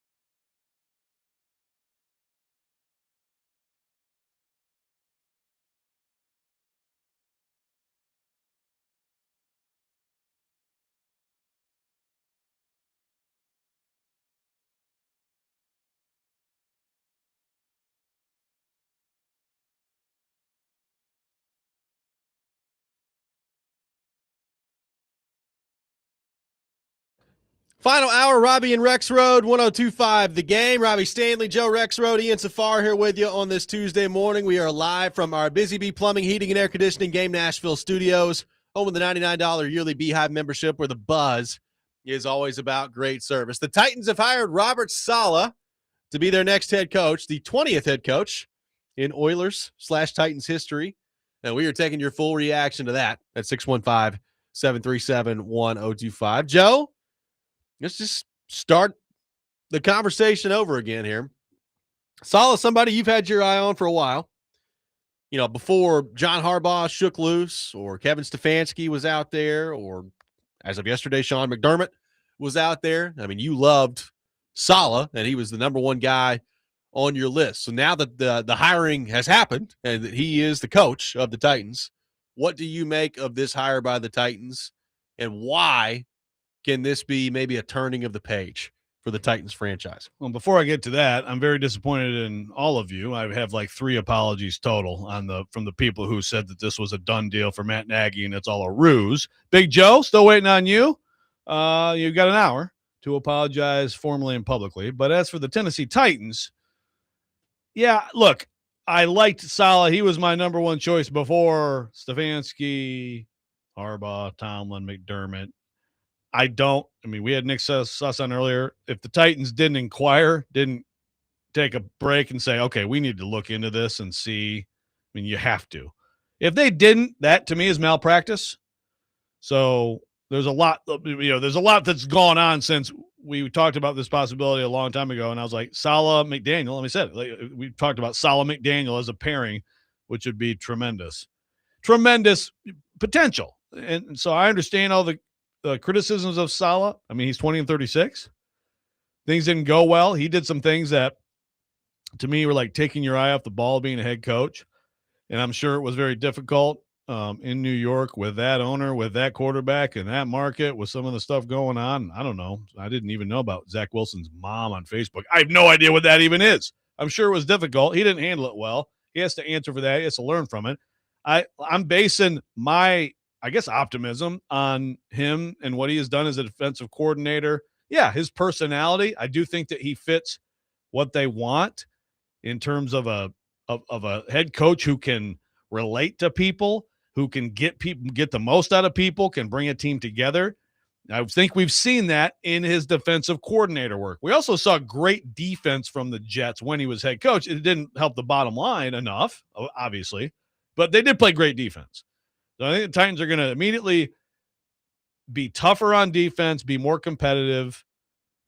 So much of that is personnel, obviously, but I think they're going to have a chance, and then we're going to have to find out if he has learned, if he can get this place rolling, if he has a good quarterback in Cam Ward, and he hires people who can help Cam Ward get the most out of himself. There's a lot of questions, but I have some optimism for this, and yeah, look, I like it better than them hiring Matt Nagy, which seemed to be the way it was going. It looked like that was the way it was going. That was certainly the prevailing thought from Titans fans. You know, I said it earlier. I would describe myself as open-minded on the Saleh front. I'm not excited about it. Like I didn't wake up this morning and see the news and say, "Oh, cool, yeah!" Like Robert Saleh is the next head coach of the Titans. I do have an open mind on taking into account that he was with the New York Jets, and beyond that, like he's clearly a good defensive coordinator, right? Like he's a good defensive mind.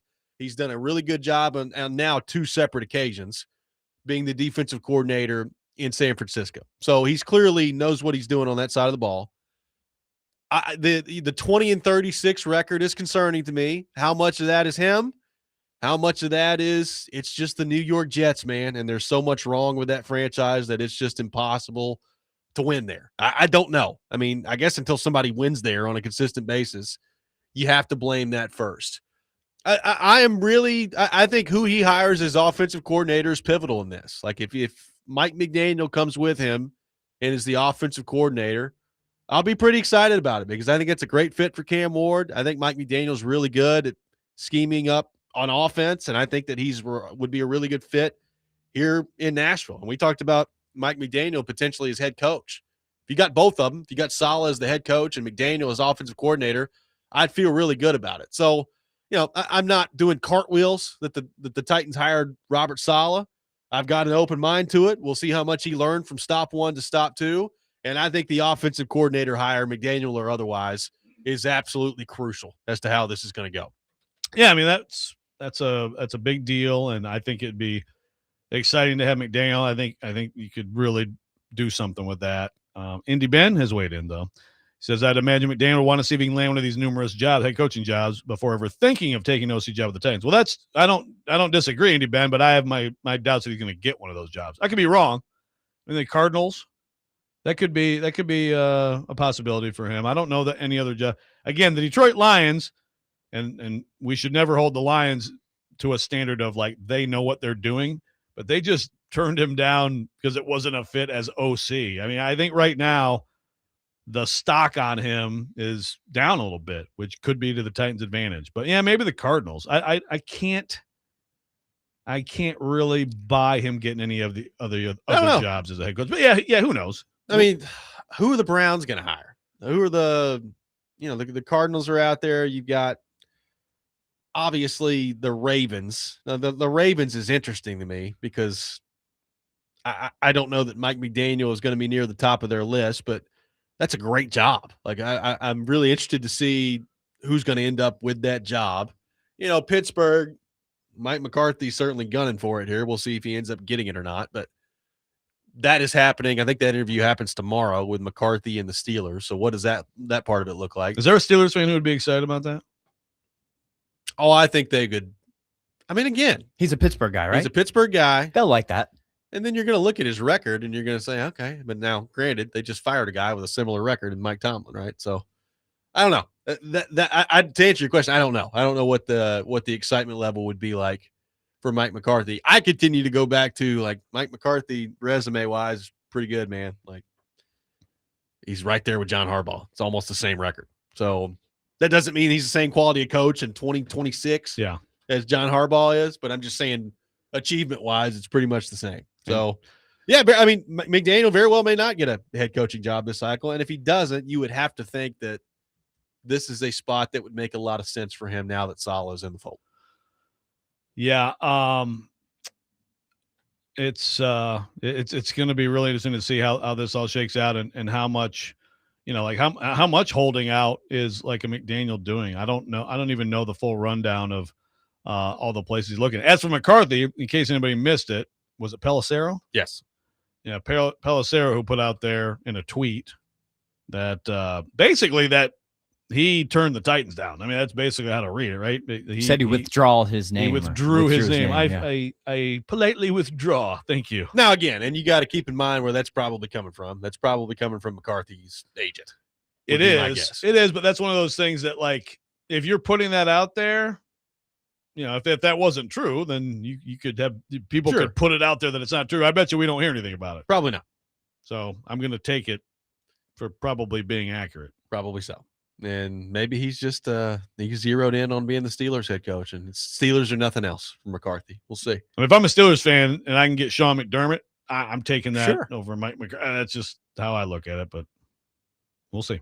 I mean, Keith on the text line is asking who in the world are Buffalo and Baltimore going to hire. That's really interesting to me. I mean, obviously Buffalo, they're going in a different direction from McDermott, so you can cross him off the list for that one.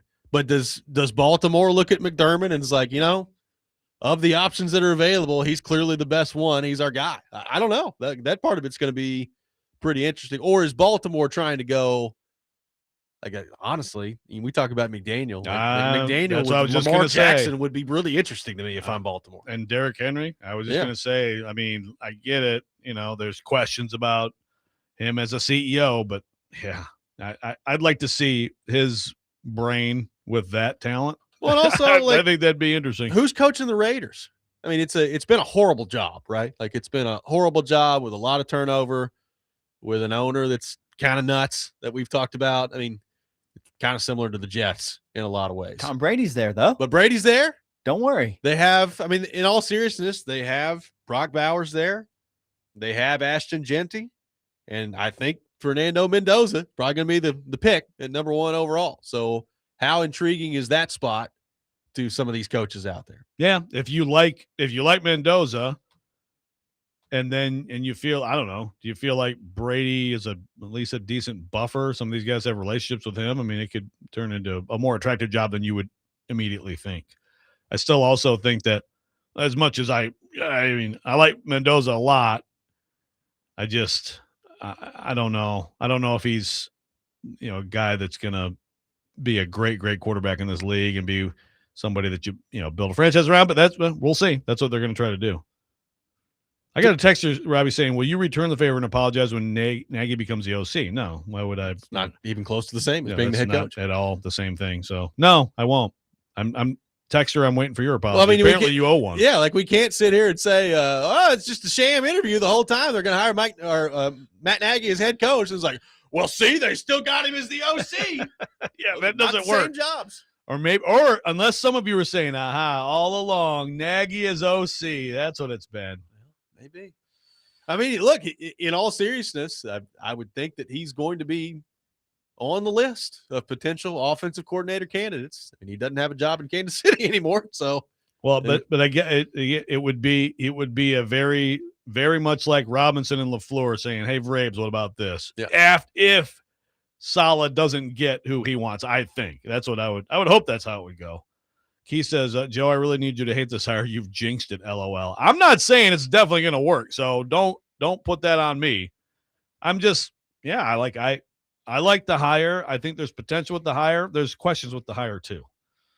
The problem with the Tennessee Titans and all that's gone on is it's hard to, it's hard to get yourself to a slam dunk hire at this point. Well, and even McDermott to a lesser degree than Harbaugh and some of these other coaches that have had demonstrated postseason success. But like I've said this the whole time, when you get to the Matt Nagy's and Robert Salehs of the world, it doesn't mean that they can't end up being really good hires and really good head coaches. But like the slam dunk, that's a great hire. Like that doesn't exist with these guys. Like even Hafley, everybody clearly loves Hafley, but Hafley's never been a head coach in the NFL before. He may be terrible at it. I have no idea. I don't think he will, but he may not be any good. Yeah. And I think obviously he's very impressive. There's a good example. He's very impressive. Mike McDonald, very impressive. So Mike McDonald's worked out beautifully. You hope that's the case with Hafley. That's how Saleh was viewed when he got the Jets job. Yep. Well, it didn't work out. What does he learn from the first time around? We'll take your thoughts on the Titans hiring Robert Saleh to be the head coach. We welcome your phone calls at 615-737-1025. Robby and Rexrode, 1025 The Game.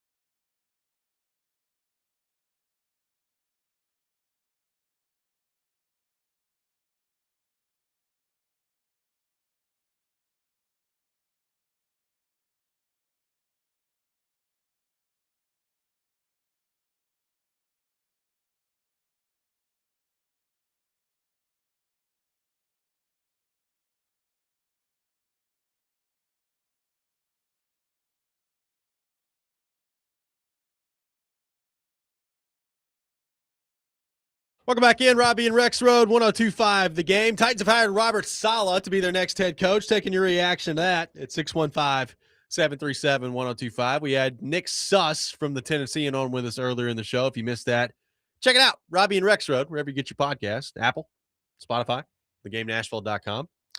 Appreciate Nick for being with us earlier in the show. A lot of different reactions so far to the Saleh part of this. Some people love it.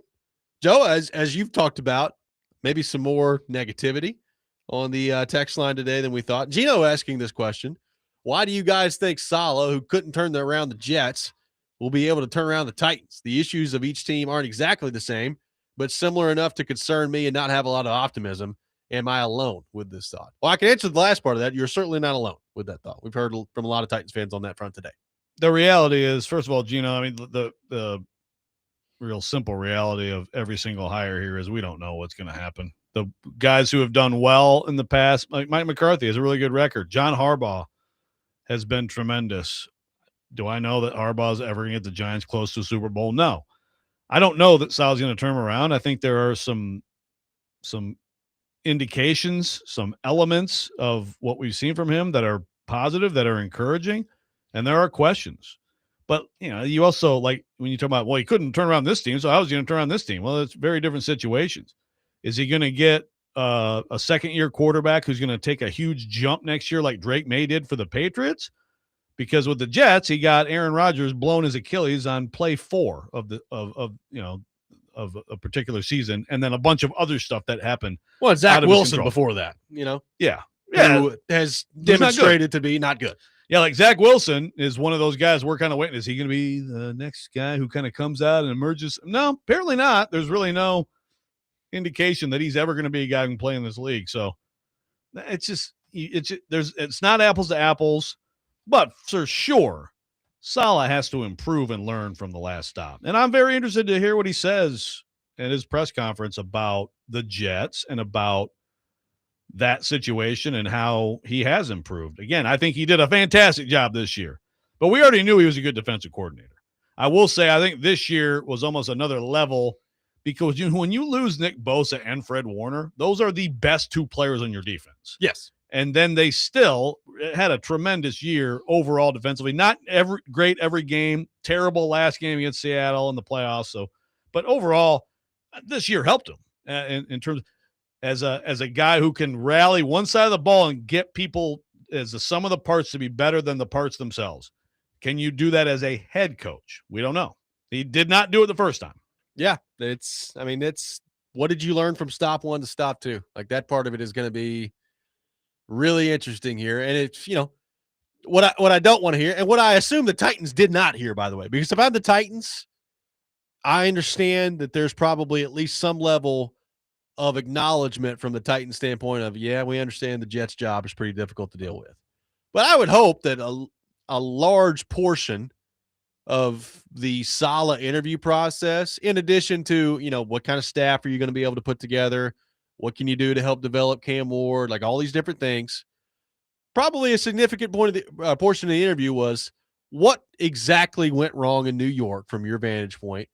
What did you learn from that? What will be different here in Nashville? And I would assume the fact that they hired him means that they thought he had pretty satisfactory answers to those questions. If not, that's a big problem on the Titans interview part.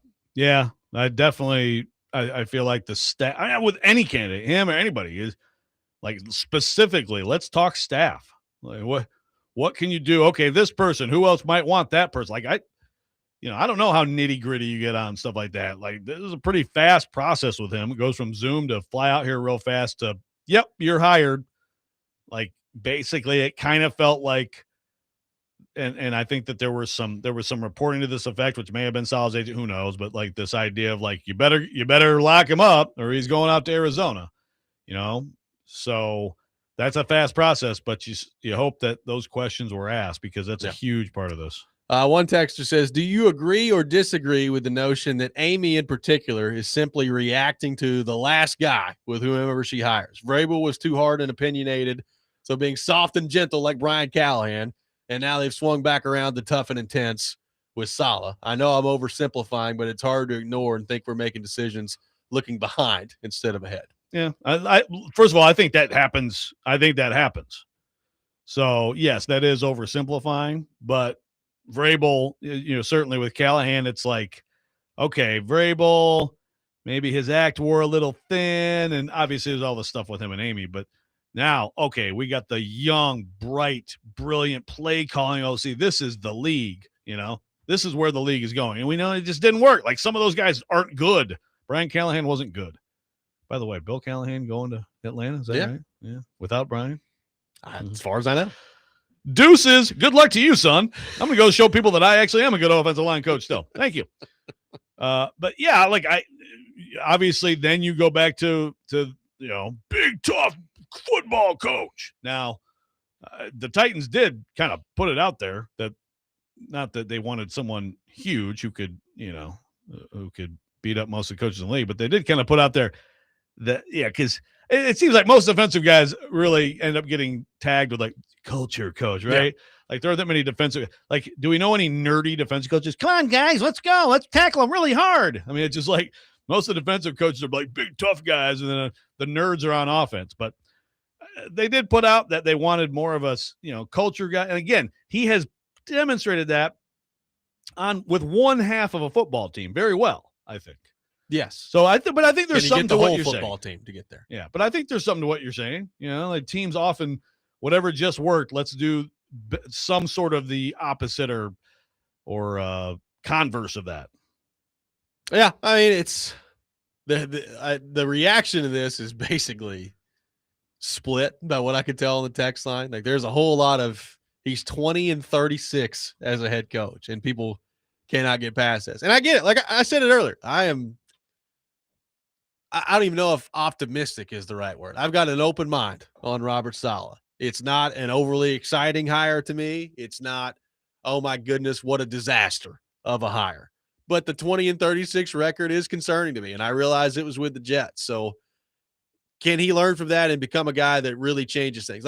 Austin on the text line approaches it kind of the other way and says, I'm a Titans fan.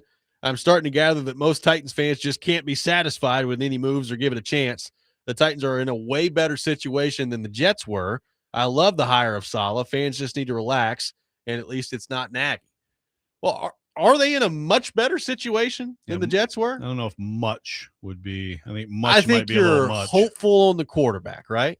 You feel good about the way that the quarterback closed out the season and played. But you tell me, I didn't come away from Cam Ward finishing the season and think to myself, well, they've definitely got that figured out. I'm hopeful. He showed some signs that make me feel good about his potential, but I'm not convinced that Cam Ward yet is a franchise quarterback. There's still a lot left to be proven there. It's everything. Yeah, it's going to dictate this hire, the Bergonzi hire, and tell us whether Amy's going to be changing things up real soon or not. In the next couple of years, that's what it's going to be. But to answer your question, Austin, I hear what you're saying, but also I can't begrudge Titans fans who are skeptical at this point, right? It's a lot to be skeptical about. Yeah, now, especially though there is stuff out there.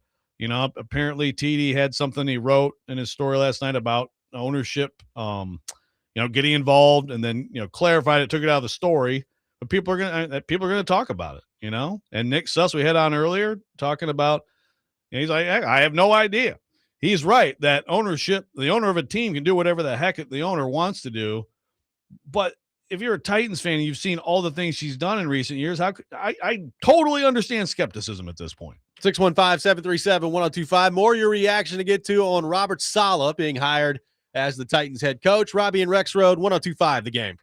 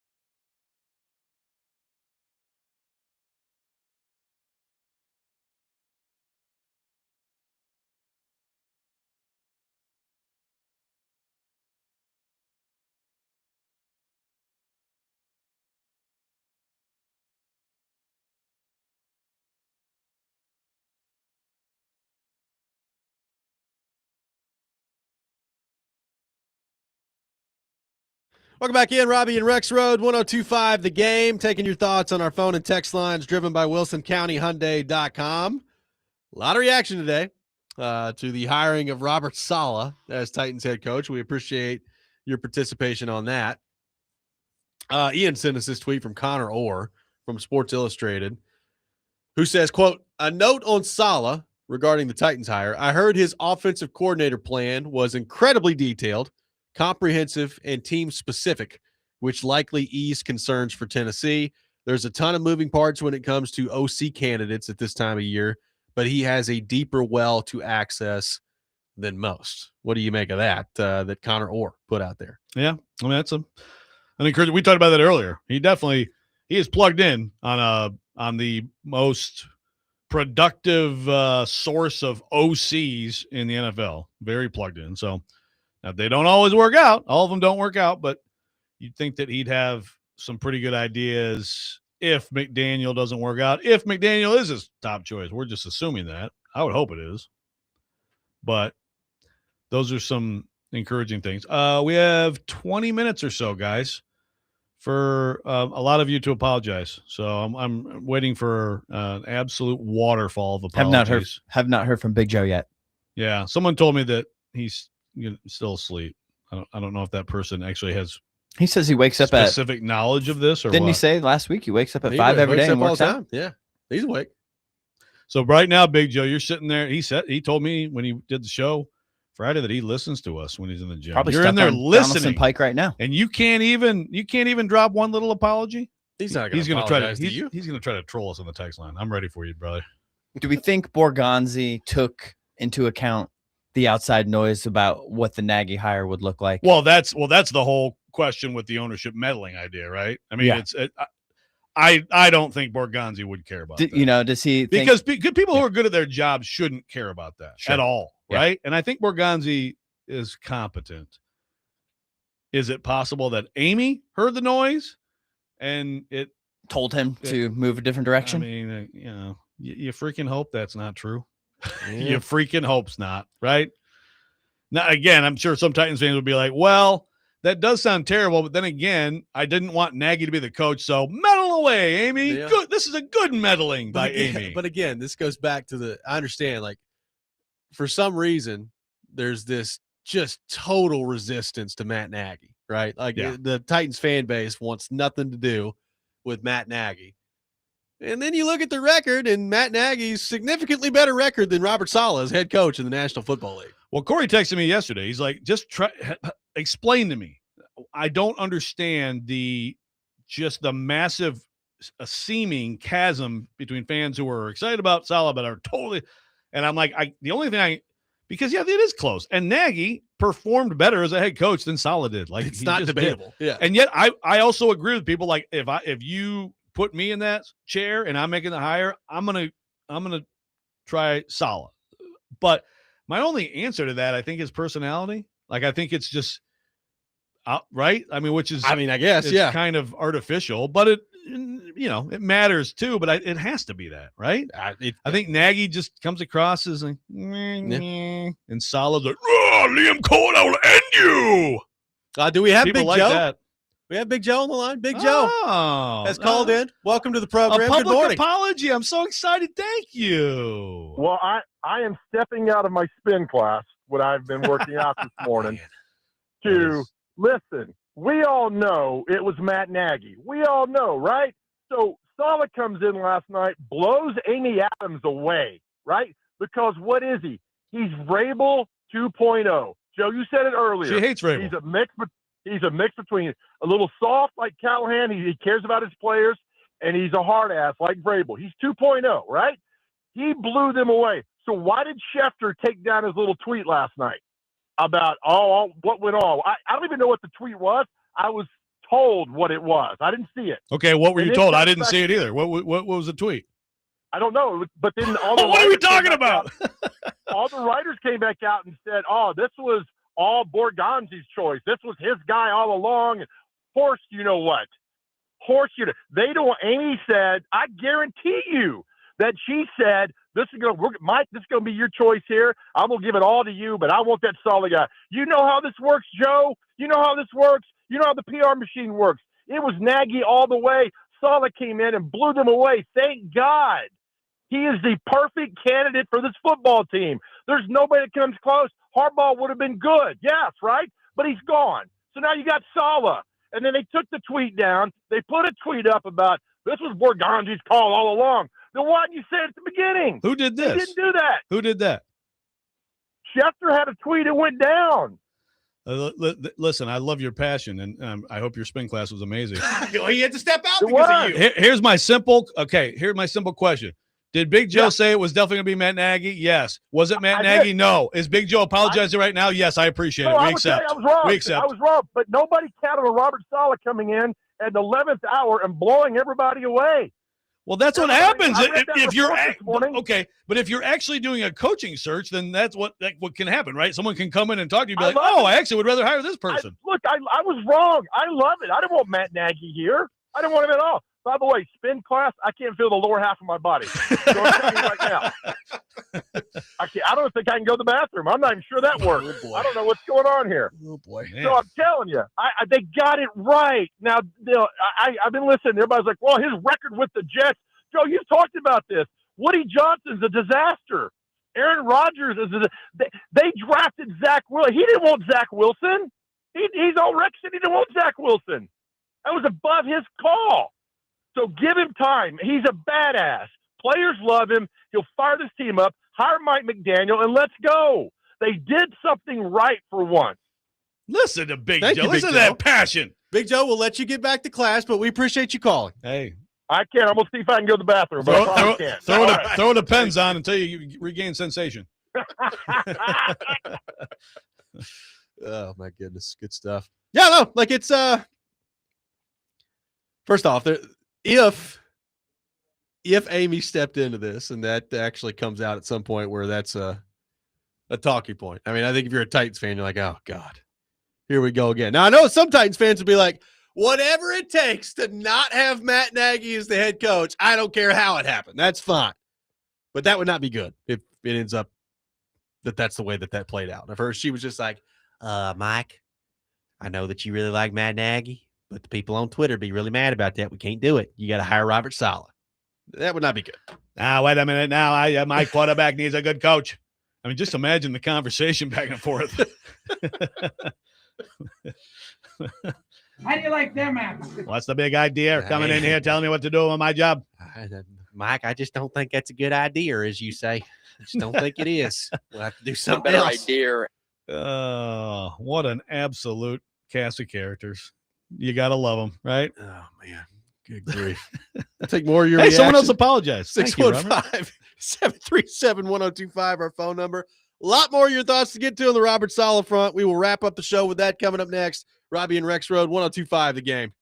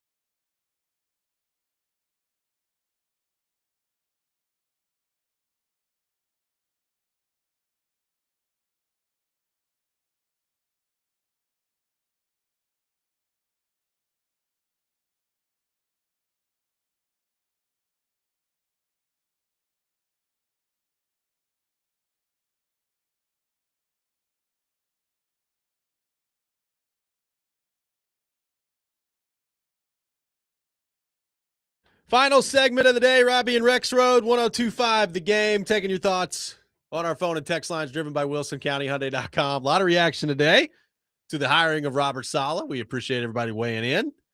Let's head back to our phone line driven by WilsonCountyHyundai.com. Welcome in Neil to the program. Neil, good morning. Thank you for calling in. Hey, good morning, guys. How are y'all? Good, buddy. Good. Hey, Joe, this Friday, you got Spotify or Apple or iTunes? I've got iTunes. Megadeth's final album drops, baby. Oh, boy. Megadeth's final album. You got a new Megadeth album?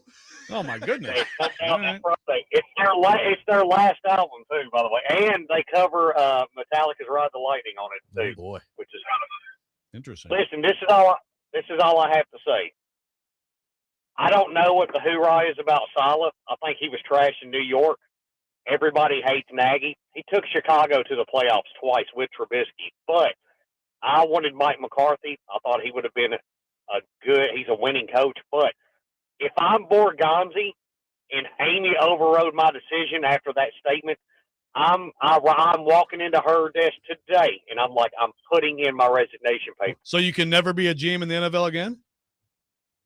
It doesn't matter. What's the point of being a GM if you can't do the job? I mean, I hear you, but I think thanks for the call, and I hear you. I mean, that's just kind of how I feel, though. Like if she overrode Borgonzi like that, I don't think that's fair. Oh, I wouldn't be happy I would not. It would not be exciting to be the GM that happens to. No, I'd love to know if we had the full accounting behind the scenes in this league of how many times that happens to GMs. It's probably a bigger number than we would guess. Also, I do think that good owners let their people do their jobs. Yeah. But like we've had several years now of fairly questioning Amy's decision-making, even though our friend Corey Curtis said the other day that he agrees with most of what she's done. I hope you're listening, Corey. Bear down. Back to our phone line. Let's take shots at everybody today. That Lyman like that. Look at Lyman. Hell yeah, Jake Lyman like that. Let's welcome in Trey to the program. Trey, good morning. Thank you for calling in. Good morning, guys. How y'all doing? Good.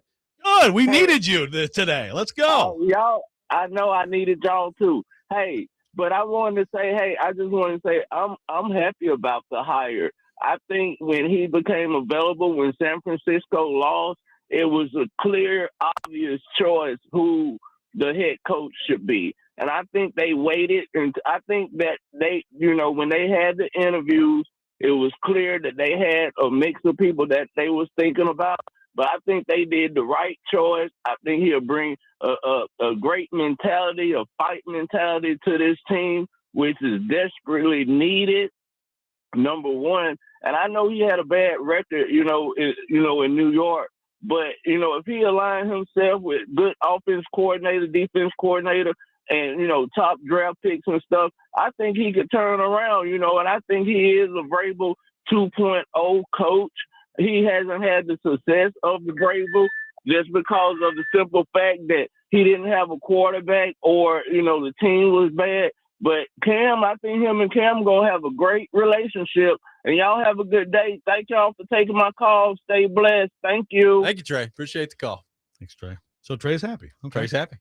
Should Titans fans be excited or not excited about that? I don't know.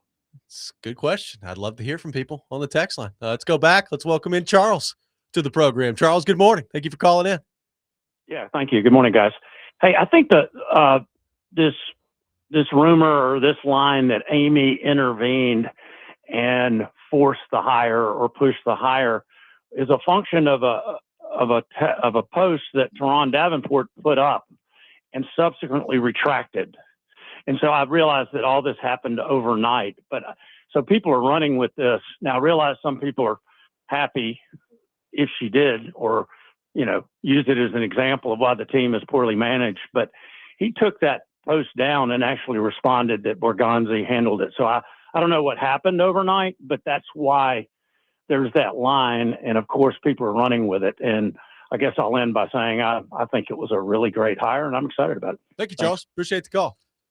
Yeah, I mean, I've seen the line, and I think there was a tweet too that sort of basically suggested that ownership, I don't know if it overruled or suggested or moved it in that direction, and then the story was changed. So, though, and I haven't asked TD about this. TD has great sources, does a great job. So if I'm reading this from afar, again, without knowledge, I'm thinking he probably got a good source who told him the first thing, and then maybe another source contradicted it, and they changed it.